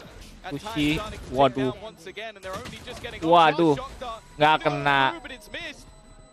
Dapat I nggak? don't think it's quite as close this time. Aduh, around. They dah. will be able to get it done. Kurang lama delaynya. Fnatic have a round, but Kurang that shot lama was a little deep, but mengdelaynya. they did not. Just an inch to the right, and that's a completely different game. Yeah, that's unfortunate for RRQ, but they make that one crazy competitive after losing opening pick and then pushing into the site in a 5v4. Ah! Suaranya gitu kalau Cypher kena tembak. And they managed to run that clock way Suara down. teriaknya That lucu. flash popping just a millisecond too late. Guess they weren't expecting Crashies to have pushed up quite that aggressively. Now, 2-1, but the damage done in that previous, it's eating away at a few of the credits. The full buy for RRQ, though, nonetheless, and a slow defaulty approach from them. Well, that's what I was going to say. Look how passive they are on B. They've not taken any of that early control, so even the aggression that's come out from Kayak is not really going to tell them too much. Balik. Shock darts even being put through. Shock dartnya or being mantul, taken, like gimana the ruse is that, Crazy guy. okay, if our Sova's on this side of the map, likelihood is that's where the push will be going. It does make me a little bit nervous that, at least for the moment, he was there alone with the spike, but the drone re-clearing, oh, this is wonderful. They've sold a double fake. They've moved back so that then when the drone goes through, of course, Fnatic are going to rotate another player back to the other side of the map. Still having two players here, though. Wa The drone ilai. contact will probably be a quick scurry back to the A site. The decision then, when you see this utility Nama baru come lagi. through from Alpha here, do you stick around, do you look for the fight, or do you simply back off? And it looks like he's made Wow. the right call. And Jemkin. Crashies, he didn't think he needed a fallback. He Ih, should have kameranya nggak ada yang ngecek. inside the smoke, but Kameranya nggak ada he's yang been taken down. RRQ, I mean, Fnatic tried to deny RRQ the opening pick, and they still get it. That's a crazy unlucky fight for Well, Fnatic. look at Alpha as well. He's 1 HP. Like, the spams have done so much damage to the side of Fnatic. But getting back into the site is going to be a difficult one. They're still going for it. They're still trying to make that space. Aduh, Kayak's actually Jemkin won the nge-whiff. opener. That's not a bad way to find themselves back into the round. Ya, But it's this monyet dari late samping wraparound monyet. from Mumnya Nice. could cause them problems. The fight on the site actually going Kebiasaan, sabar. the way of Fnatic in an old school cam, and the spike is going to be a nasty Di surprise. kamerain aja. It means once again they haven't been able to get on it. Have they heard Munya? No, they haven't. Ah, He's gonna be kan. caught. A last Kebiasaan, second chip. Miracle gets the job done. kebiasaan. RRQ, It could have been a RRQ. wonderful moment for Munya, but instead he is caught. Yeah, just great work connecting the dots. Jadi at di the end absen for satu-satu Chronicle. gitu. Not sure who made that call, Kebiasaan. but with Omen being Piknya there in the early sendiri. round, they realize he's been missing for a little bit too long. The drone sent up top, but it wasn't even the tag, it was just a wild spray through. Guesstimating Crashy's path out of there. Chronicle dari kiri tiba-tiba aimnya udah di kanan. Nice retakes, boys. That was a big conversation on the desk, right, about how the eras, the previous eras of Fnatic have always had a home ground. Ya, lihat mode jam semua coy. Stinger only. But they don't have that here. RRQ-nya pakai stinger semua. Lotus, I mean, it's more recent. It's not as niche. I like the aged one. Ya, kenapa? Well, already taking a casualty. For the weaponry, well, the only rifle that's had is going to be the upgrade. I said I wanted to see those stingers benangnya di well. mana? I've got it in map number 2. Shock dart Benang out, but Alfire kena. Spike a planted. single bullet onto any of these players would be certain demise. Even still, though, the time ticking. And that's already been Monyet kelihatan palanya. a burden so far for Fnatic. It's been a much better start for Munyet, and it looks like he'll have pressure on him again. Stun lined up and fired through. Here comes the flash. Let's go. I'll be caught by it. Hunter's Fury, though, sent through as a response. Aduh. Good for Boaster. Aduh. He'll find it first. Aduh. Munyet surrounded. Picks his fight from the corner. Aduh. Boaster, though, putting the pressure Aduh, on. kena lagi Taken out timingnya. for the outlaw. Fnatic. They Kayak started gitu this out on lagi, the back kayak gitu foot. lagi. The lead is now theirs. Yeah, they've looked better and better as the retakes have gone on. I think Boaster being able to bait the player in main, the Hunter's Fury, not quite having the impact that they would have desired. Even still, Terbang the ditembak. low buy is not bad, but it's the committal of the ults late that definitely makes me say that it's a Baru bit more bangun udah costly nguap than you might lagi. think. You look at 5 stingers and you go, okay, that's fine, but the loss of the Hunter's Listen to Fury. me, Jake. I'm trying to tell you something. I can't move, Alpha. Oh, it worked anyway. 3 to 2. A retake after a retake after a retake, but RRQ They probably feel like the B site after it being half a second and a slightly missed shock dart might be the better of the two for them. They're heading there early. Knife is broken. Jemkin, though, already in, taking the space, but Kayak's there to punish. We've seen this before. He just gets out. Happy with his opening pick, with the advantage claim. The spike making it to backside. This is normally the aftershock goes down. This time they try to deny the close plant. The wraparound from Manette catches them in that transition period, and it's a 4 versus 4. RRQ have a late flank coming in from Xfero as well, covering all their bases. There is still a trip covering it. These players on site could be under pressure. Kayak, that ult's not quite going to hit Manette up in heaven. Let's go. Xfero and Manette both finding theirs.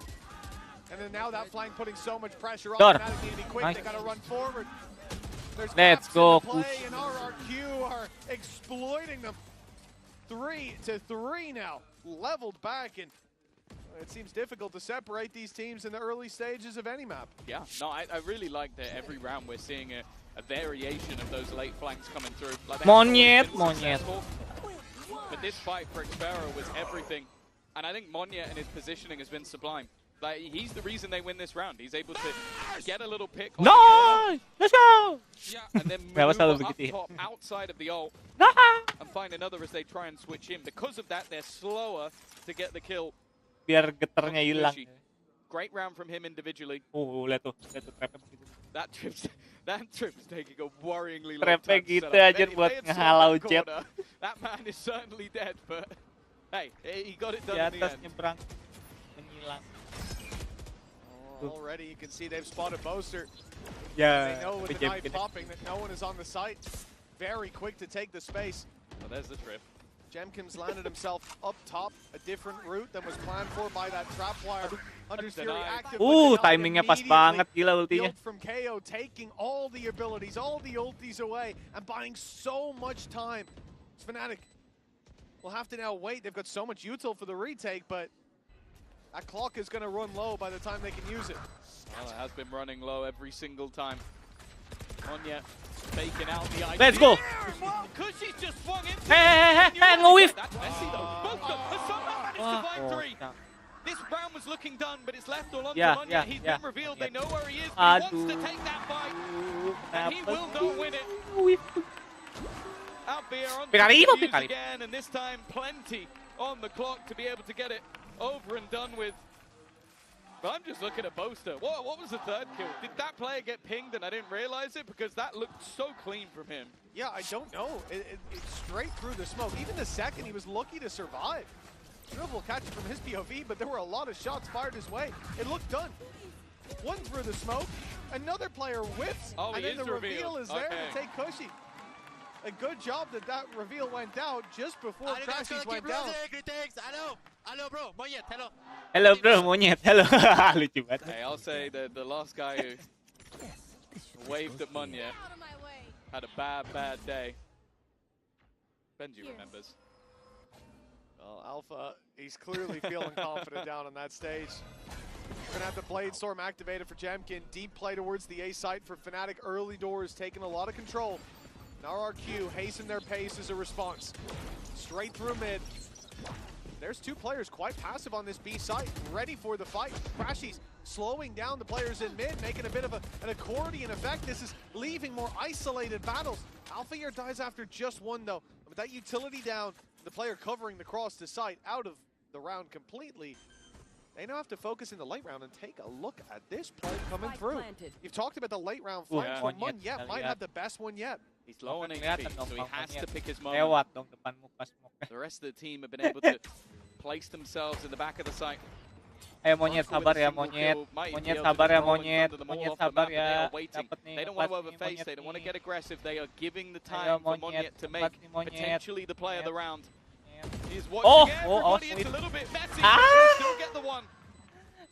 Not quite as much as he would have hoped for, but the rest of the players have still been just waiting patiently. Cushy again, swinging from the same Let's go, angle. Cushy yang bangun, And this guy has been unstoppable from that spot. A fourth kill from him. Loot. And well, once again we find ourselves level. It's been the story of the match. It really has a perfect storm of parity here on the server. But Cushy This is Spot. Every time you see him there in the post plant, he's able to deliver. And I'll tell you what, Alfier might be regretting his words and having to keep losing retakes. Well, not this time, says Koshi. 4-4. Look at the economy as well. Neck and neck, and this is where RRQ should be retaking their lead. Oh yeah, there would have to be some Muter, ngapain dia? crazy individual plays or mistakes. Yang muter Most likely a internet bit of lo. both if they were to lose this round. Apa internet lu nih, Jo? Has a lot of info in towards the A side. He's playing in mid, obviously trying to avoid any of the KO utility if it was thrown through. Of course, Kushi getting so many kills that he already has that null command back online. And the support that Alpha has is just the jiggle peak of Chronicle. It definitely leaves him out to dry, but when you have a buy like this, you have to take risks. Well, the thing is, you've heard the cam on A. You've heard the drone go through as well on RRQ, and obviously the response here from Crazy Guy was to drone it himself, make sure they haven't taken the space. Now they're starting to expect those rotations have come through. 4 players outside. Only Crashy's here to stop them, and it looks like they have done a remarkable job of avoiding this play early on. Now the thing is, that trap's still online.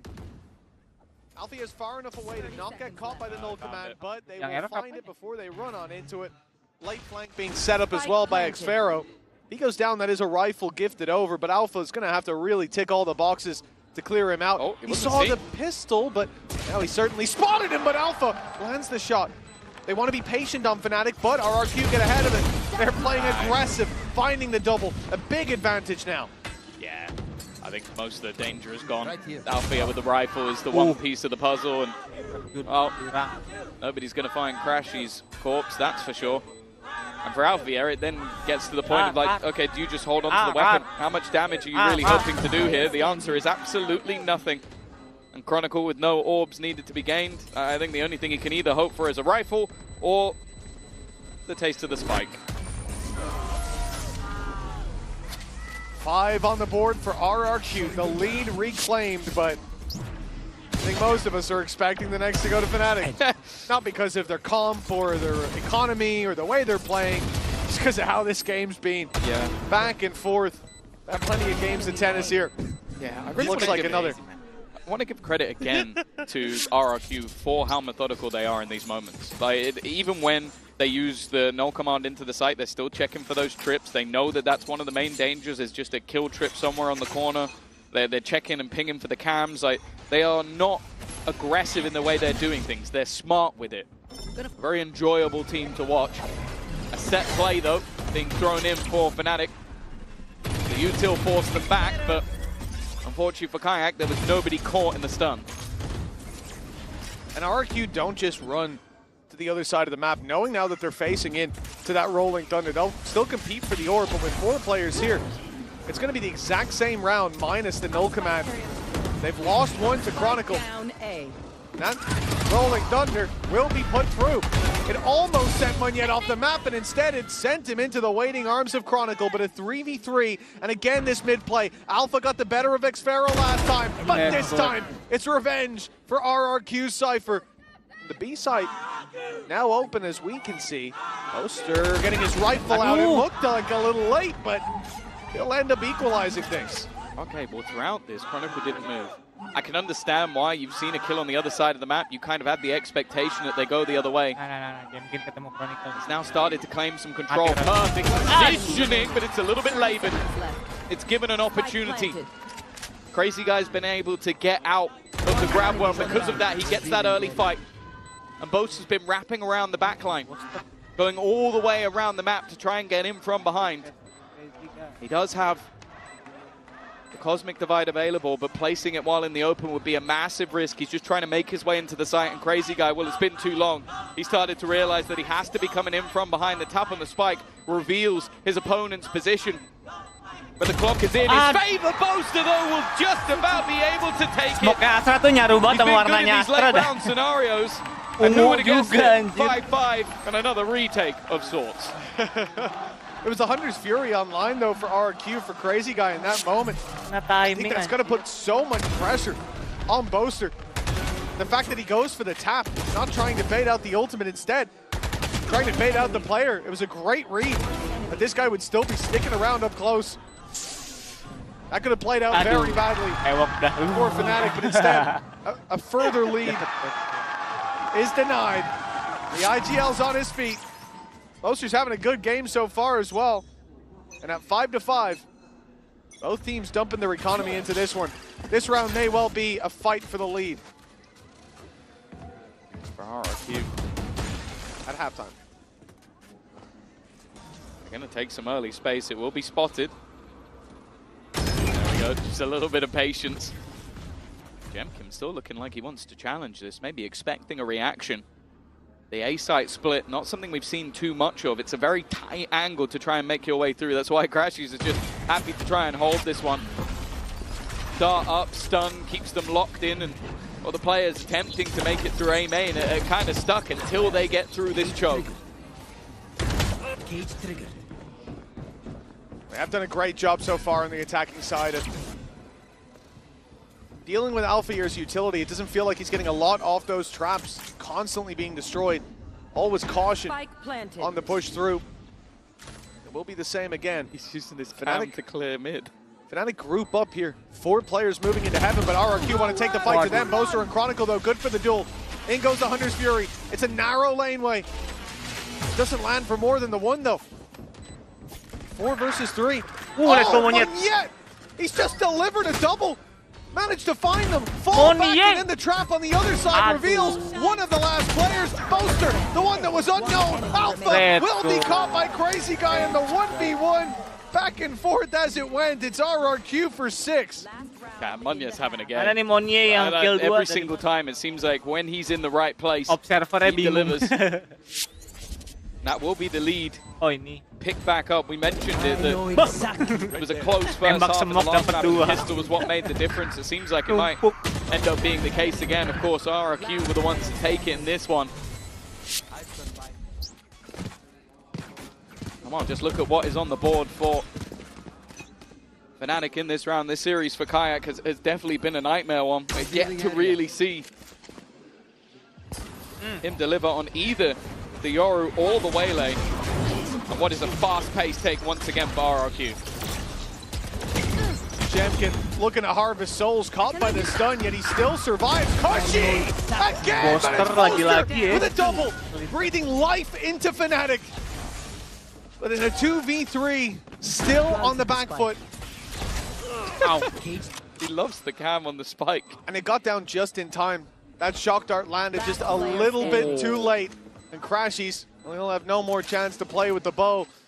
Last man standing, Alpha Year. He's got a classic now. Stinger rifle. Well, better than the classic, perhaps. Well, maybe not, actually. It depends. Certainly ended up with a better rifle. That is what RRQ have been so good at. They're not going to give him a single fight. Just jiggle peeking, baiting him into taking awkward positions. He doesn't have anything to play with. The time against him. And look, even at the end, si Expero selalu naruh kamera di ini dah di spike. Making sure that there is no fight to be had. The half will be won by RRQ. Jadi orang ngetap di foto lah. And well, they stopped all those retakes from happening again and again after the last few rounds. Itu kayak ibaratnya lagi jong tiba-tiba ada kecoa tau gak? Tragedy in that first map. The pistol rounds ultimately cost RRQ the chance to be 1-0 up here. But they are not letting go of hope. On map number 2, a 7-5 scoreline, a strong performance from them across the board. Cushy stepping up to new heights, but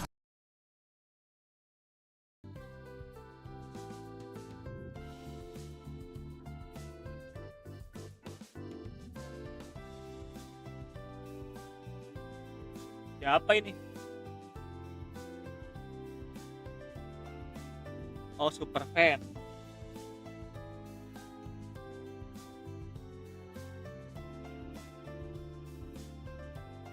Paris lagi panas.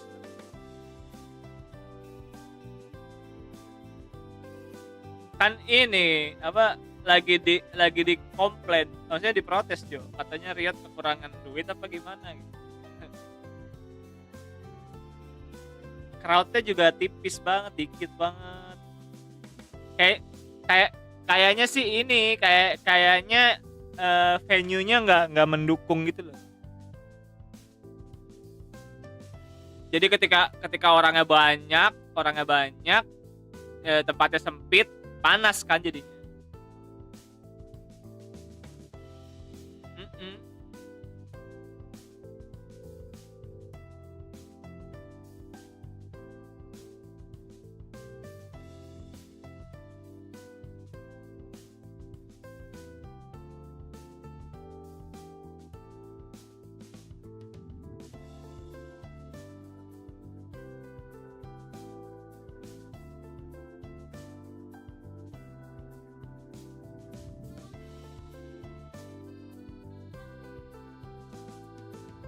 Ini yang ngomong ini semua chamber semua. Kan di Prancis. Yang ngomong chamber.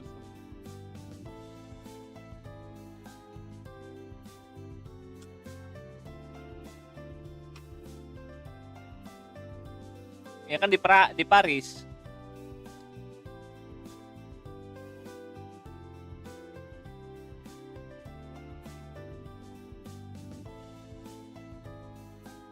Gila booster. Mau ikutan bang? Gacha koin best. Itu ikutan koin best. Milih pemain terbaik.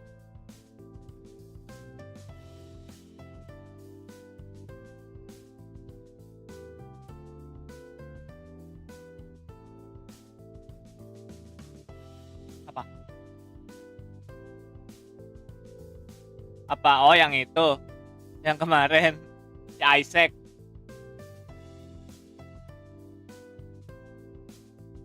Mirip kan hidung-hidungnya juga gitu. Sama.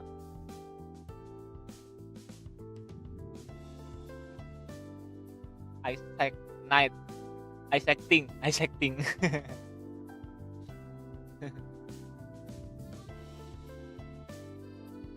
Aduh, pistol. Wah, ini ketemu nih. God. Aish. Yang low malah push.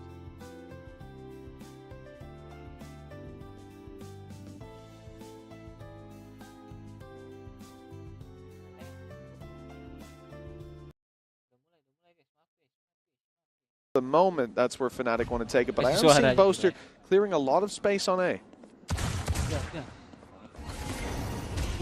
Ooh, it's almost an early pick. Kayak eventually will find one, but he's traded out by Kushi again. He seems to love this B site. But with space being held, this was something that the old Fnatic on this map loved to do. They just leave Boaster in the spawn. Timing though has been caught, looking like maybe he wanted to try and get out of there. Instead, they're now walking into a site that I imagine they believe to be clear, but Xpero are definitely still waiting. And actually, he's in the perfect position. Now they try and split back through. They'll be able to deal with him, and in fact, Boaster's caught a couple. One of the remaining players incredibly low, but they need to get this plant in, and Boaster holding the line. 10 seconds left. He's found himself 3 already, but he's the last healthy player. Alpha down to 25. That's Sheriff. A 6-chambered off timing against him, and it's Boaster to deliver his 4th of the round. A big play from the IGL. We just highlighted him, and for good reason. Yeah, no, impressive stuff. And as said, like when you look back at their old composition where they had that double duelist, a lot of the time they would leave him behind as this hard lurk if he's setting up utility from afar and basically not allowing you to push across the map. This, though, was a different story. He completely took the A site on his own and then ended up clearing out the players as they went to rotate. A brilliant round from Boaster. And while we mentioned the importance of the pistol rounds in the last map, they're even in this one. Conversion here. Oh, Alpha under pressure. He has been taken down. It's a lurk, though. It's only classics from RRQ. But now they've managed to find themselves a Marshall. Alongside damage, that can be a very valuable weapon in a round like this. But they will be forced into the retake. Is the plant secured on this A side? And the question for Fnatic is, how do you want to play this? Especially with the range advantage going back towards mains. Not a bad idea, but conscious of Munyet being able to just smoke them off. They want to stay a little bit aggressive, keep some control. Nice but the Cam has spotted them. They know exactly where to fight. You have all the info. They're putting the pieces together, and it's Fnatic coming crumbling down. That late Cam from Xfero has given them a Bener-bener Boster, anjir, anjir. It's Boster to save the round with the Lagi-lagi. Ngeklat lagi, anjir. I'm not sure that's the way they really Ini wanted to win the orang, round, but maybe for bener-bener. him that's a nice little confidence boost. Not that it seems like he needs it. Godster ini The mah bukan same pair Boster, of hands in the Godster. late round was what I said, but I was talking about his utility, not so much just the raw individual aim. Well, that was incredibly messy. The aggressive positions helping out the flash of Cushy that did so much work to get them back into spot. But then just winning those fights with the classics, that's Ntar yang masuk itu split sama apa ya? Lupa. Sama ini ya, sama Pearl. Fnatic have invested quite heavily back into this one. Yang keluar Lotus. They might leave themselves in a bit Iya, of Lotus trouble sama next Ascen. round. We'll see how the economy settled. As players start to fall. Oh, hey! He's got one up top. That's another rifle. This is a full Aspas. no! Kayak! It's double lagi connected, nih. and he's hungry for Udah more. kelihatan soalnya. Blood in the Spray-nya. water, and he's swimming straight towards spray-nya. Xfero. Just about manages to Anjir, survive that plantingnya bener-bener engagement. pojok banget, anjir. Healthy towards the spawn, but a 5 versus 3. That investment for Fnatic paying off. But that was the man we wanted to see. He's been missing throughout the majority of this series. Ayo, Cushy Cushy, trying to Cushy, take space Cushy. back through. Cushy dapat Cushy. Cushy dapat This is Cushy. not going to be easy. Maybe Nice. it is. There's a gap. A spot for him to take a fight. But look how passive the Nggak remaining maju. players are. Cushy's found another. Making Nggak this maju, one maju. interesting for sure. They've dodged themselves that knife. And now already that time being bought and Boster and Chronicle Astaga, combined. Boster dapat 2 kill Holding lagi the loh. line. The man next Boster to him emang is selalu meant to begitu be sih. the superstar, Cara but Boster pendek is stealing the joget-joget. day. Nah, itu Boster banget. Popping and locking it down there on the stage. Didn't see the same reaction from Chronicle, but I think he's still pretty happy to take this round. And you see the idea there from Lagi habis RRQ. nambah billing As dia. soon as they tap the spike, they know the knife didn't hit anyone. They have a grab well. Tuh. We need to push. And they just weren't expecting it to be. Oh my god, Jakey. Oh my god, bro. He's going to have a do Ah, it with pelatih Rihanna aja soon. ketawa. Imagine being the guy on the other side of the stage. That is literally like a parent Masih kayak embarrassing aja, their aja lagi child, kill gue which is gini funny amat. because most of his parents are in the crowd.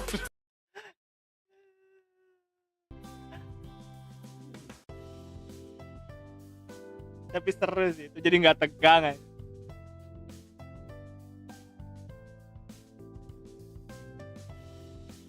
RRQ-nya stres banget mainnya anjir, nggak kayak biasa. Tuh, mukanya pada ditekuk. Kosmos Wades-des. Gerah bang, gerah.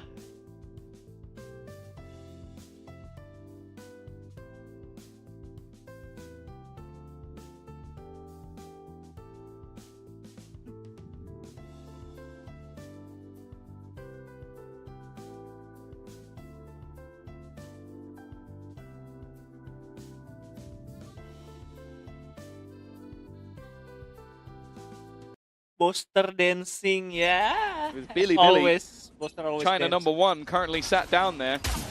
I don't think RRQ want to join them. I think especially going down like this. I mean, look, it's still a very tight game, but now they've got pistols. You should be looking at a 9-7 scoreline. And, you know, if Chronicle's the one digging your grave, well, hey, listen, plenty of people have fallen into that pit hole. Alpha Kirin punten. up for contest as best player in the world at one point in Kayak, the guy coming up from the tier 2. Looking remarkable, the young gun, but you're getting diffed by Boster. That's something that I think you know He's what I'm a young saying. man. He is, yeah. And as the desk was highlighting, his stage 2 performance was lacking a little bit individually. But we've seen that. The guy's got a lot of responsibilities. Right now, it seems like he's the brains and the brawn down on that stage. Kayak taking the space once again.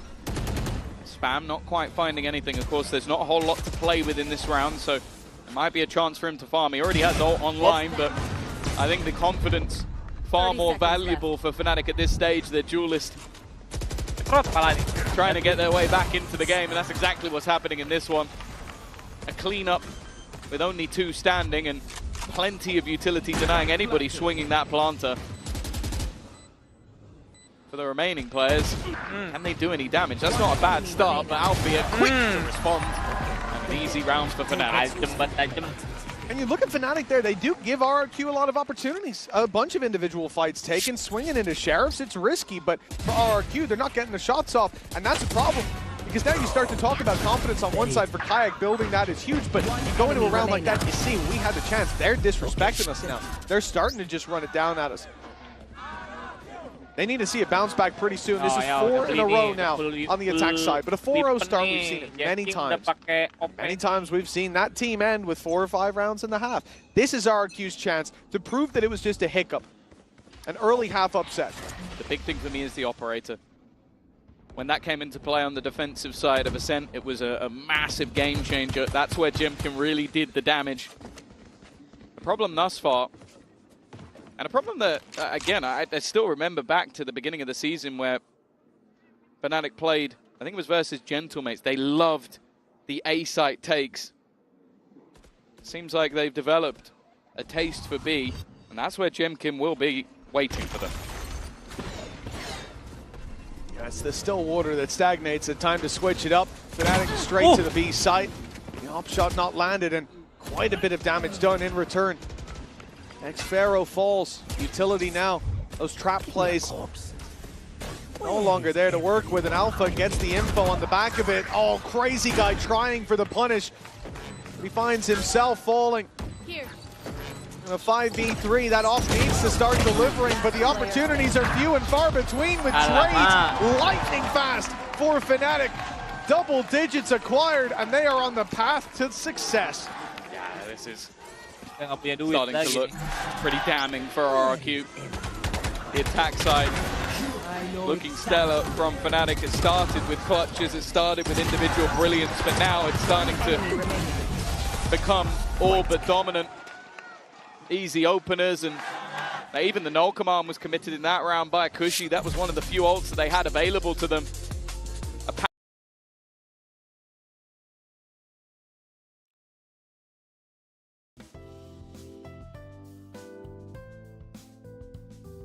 Hidupnya apek.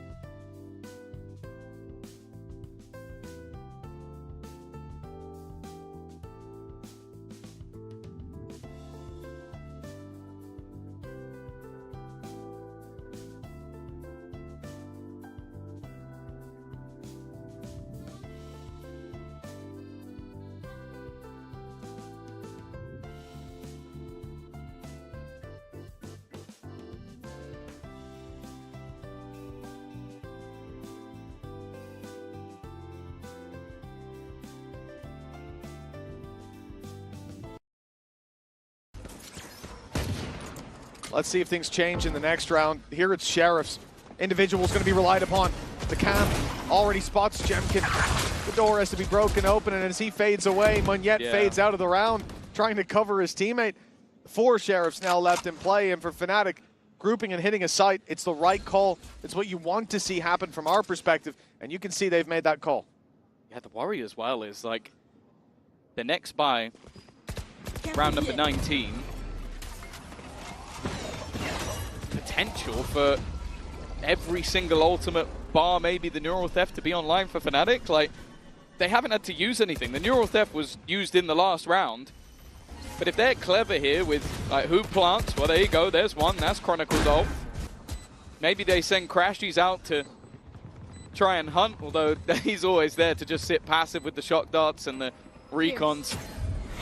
But it leaves things in such a terrifying spot at least the ults will also be there for RRQ, even if it's just via deaths.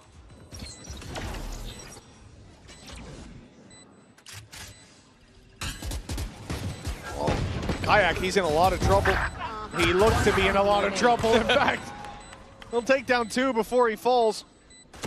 The ults online for Fnatic in the next are looking deadly for RRQ. No need to give them even more, especially with Crashies 2 away from that Hunter's Fury. Going down to the spike is the correct play, but now back against the wall. It's been 6 straight rounds for Fnatic. A pause just called in the previous by RRQ. This is what they will have talked about. The rifle round has to be theirs. Yeah, but again, you're going to have to break through all of those ultimates, and sure, they have some of their own, but...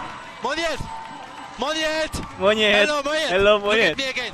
Look at me again, hello! Look at me again, bro! He's not. He gets scared. He gets scared. He also has headphones on. It would be worrying if he looked over. I don't think he can hear you, but I appreciate the effort. Alfie clearly feeling it. Well, this time, Monyet's revenge hasn't really looked like it's taken its toll. 4 rounds ahead, 6 in a row, and high-impact ultimates on board.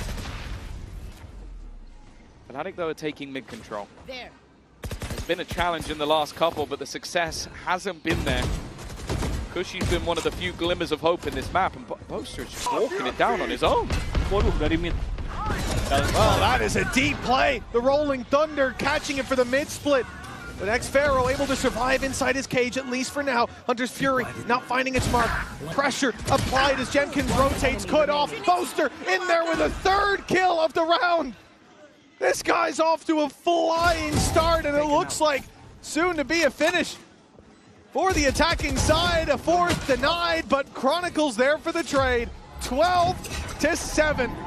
1 more needed for Fnatic, and after the pause, nothing's changed for RRQ. The thing I love about that is that's when Fnatic decide to throw in a set play. That's where you have the Rolling Thunder that forces the players. We've seen them play on this close B box so many times, so Rolling Thunder forces them in, and that's why Boaster is running it down mid, because if he knows if he gets in behind them here, they're going to be stunned up and being flown in towards him because they're so worried of the players coming in front. That is a gorgeous set play from the side of Fnatic. And while we spoke about the fact that this needed to be the resurgence, there looks like there is no resurgence to be had. This attack side from Fnatic has been flawless. Not a bump on the road so far. Remember, this is RRQ's pick, and the conversation that's been going around about Fnatic being in the weakest state in terms of their map pool so far, well, we might have to reconsider. Ascent was close. In the second half of Abyss, it has been anything but. They were 7-5 down. And now just 1 round away from victory. With 5 chances to do it. Kayak's deep dive. They see the cage. Oh, what a shot on a Jemkin! The first of what could be many to fall. Ult clearing right, but X-Pharaoh still alive, but now they know it. They know exactly where he is. He's got both trips just blocking off this right-hand side. They're yet to be broken. They now will be, or at least the first one. If anybody's jumping across, Boaster could go flying off the map, but it may not even matter in the end. Only 2 standing. Make that just 1. Wah, Crazy guy 2-0. needs a crazy finish, and he will not live to tell the tale. No, RRQ lose.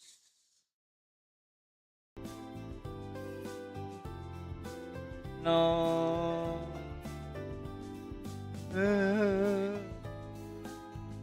Tapi masih dapat lower bracket sih.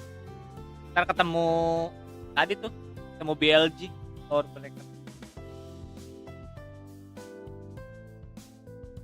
GG. Okay then, enough for now. So I'm sign out. Bye bye.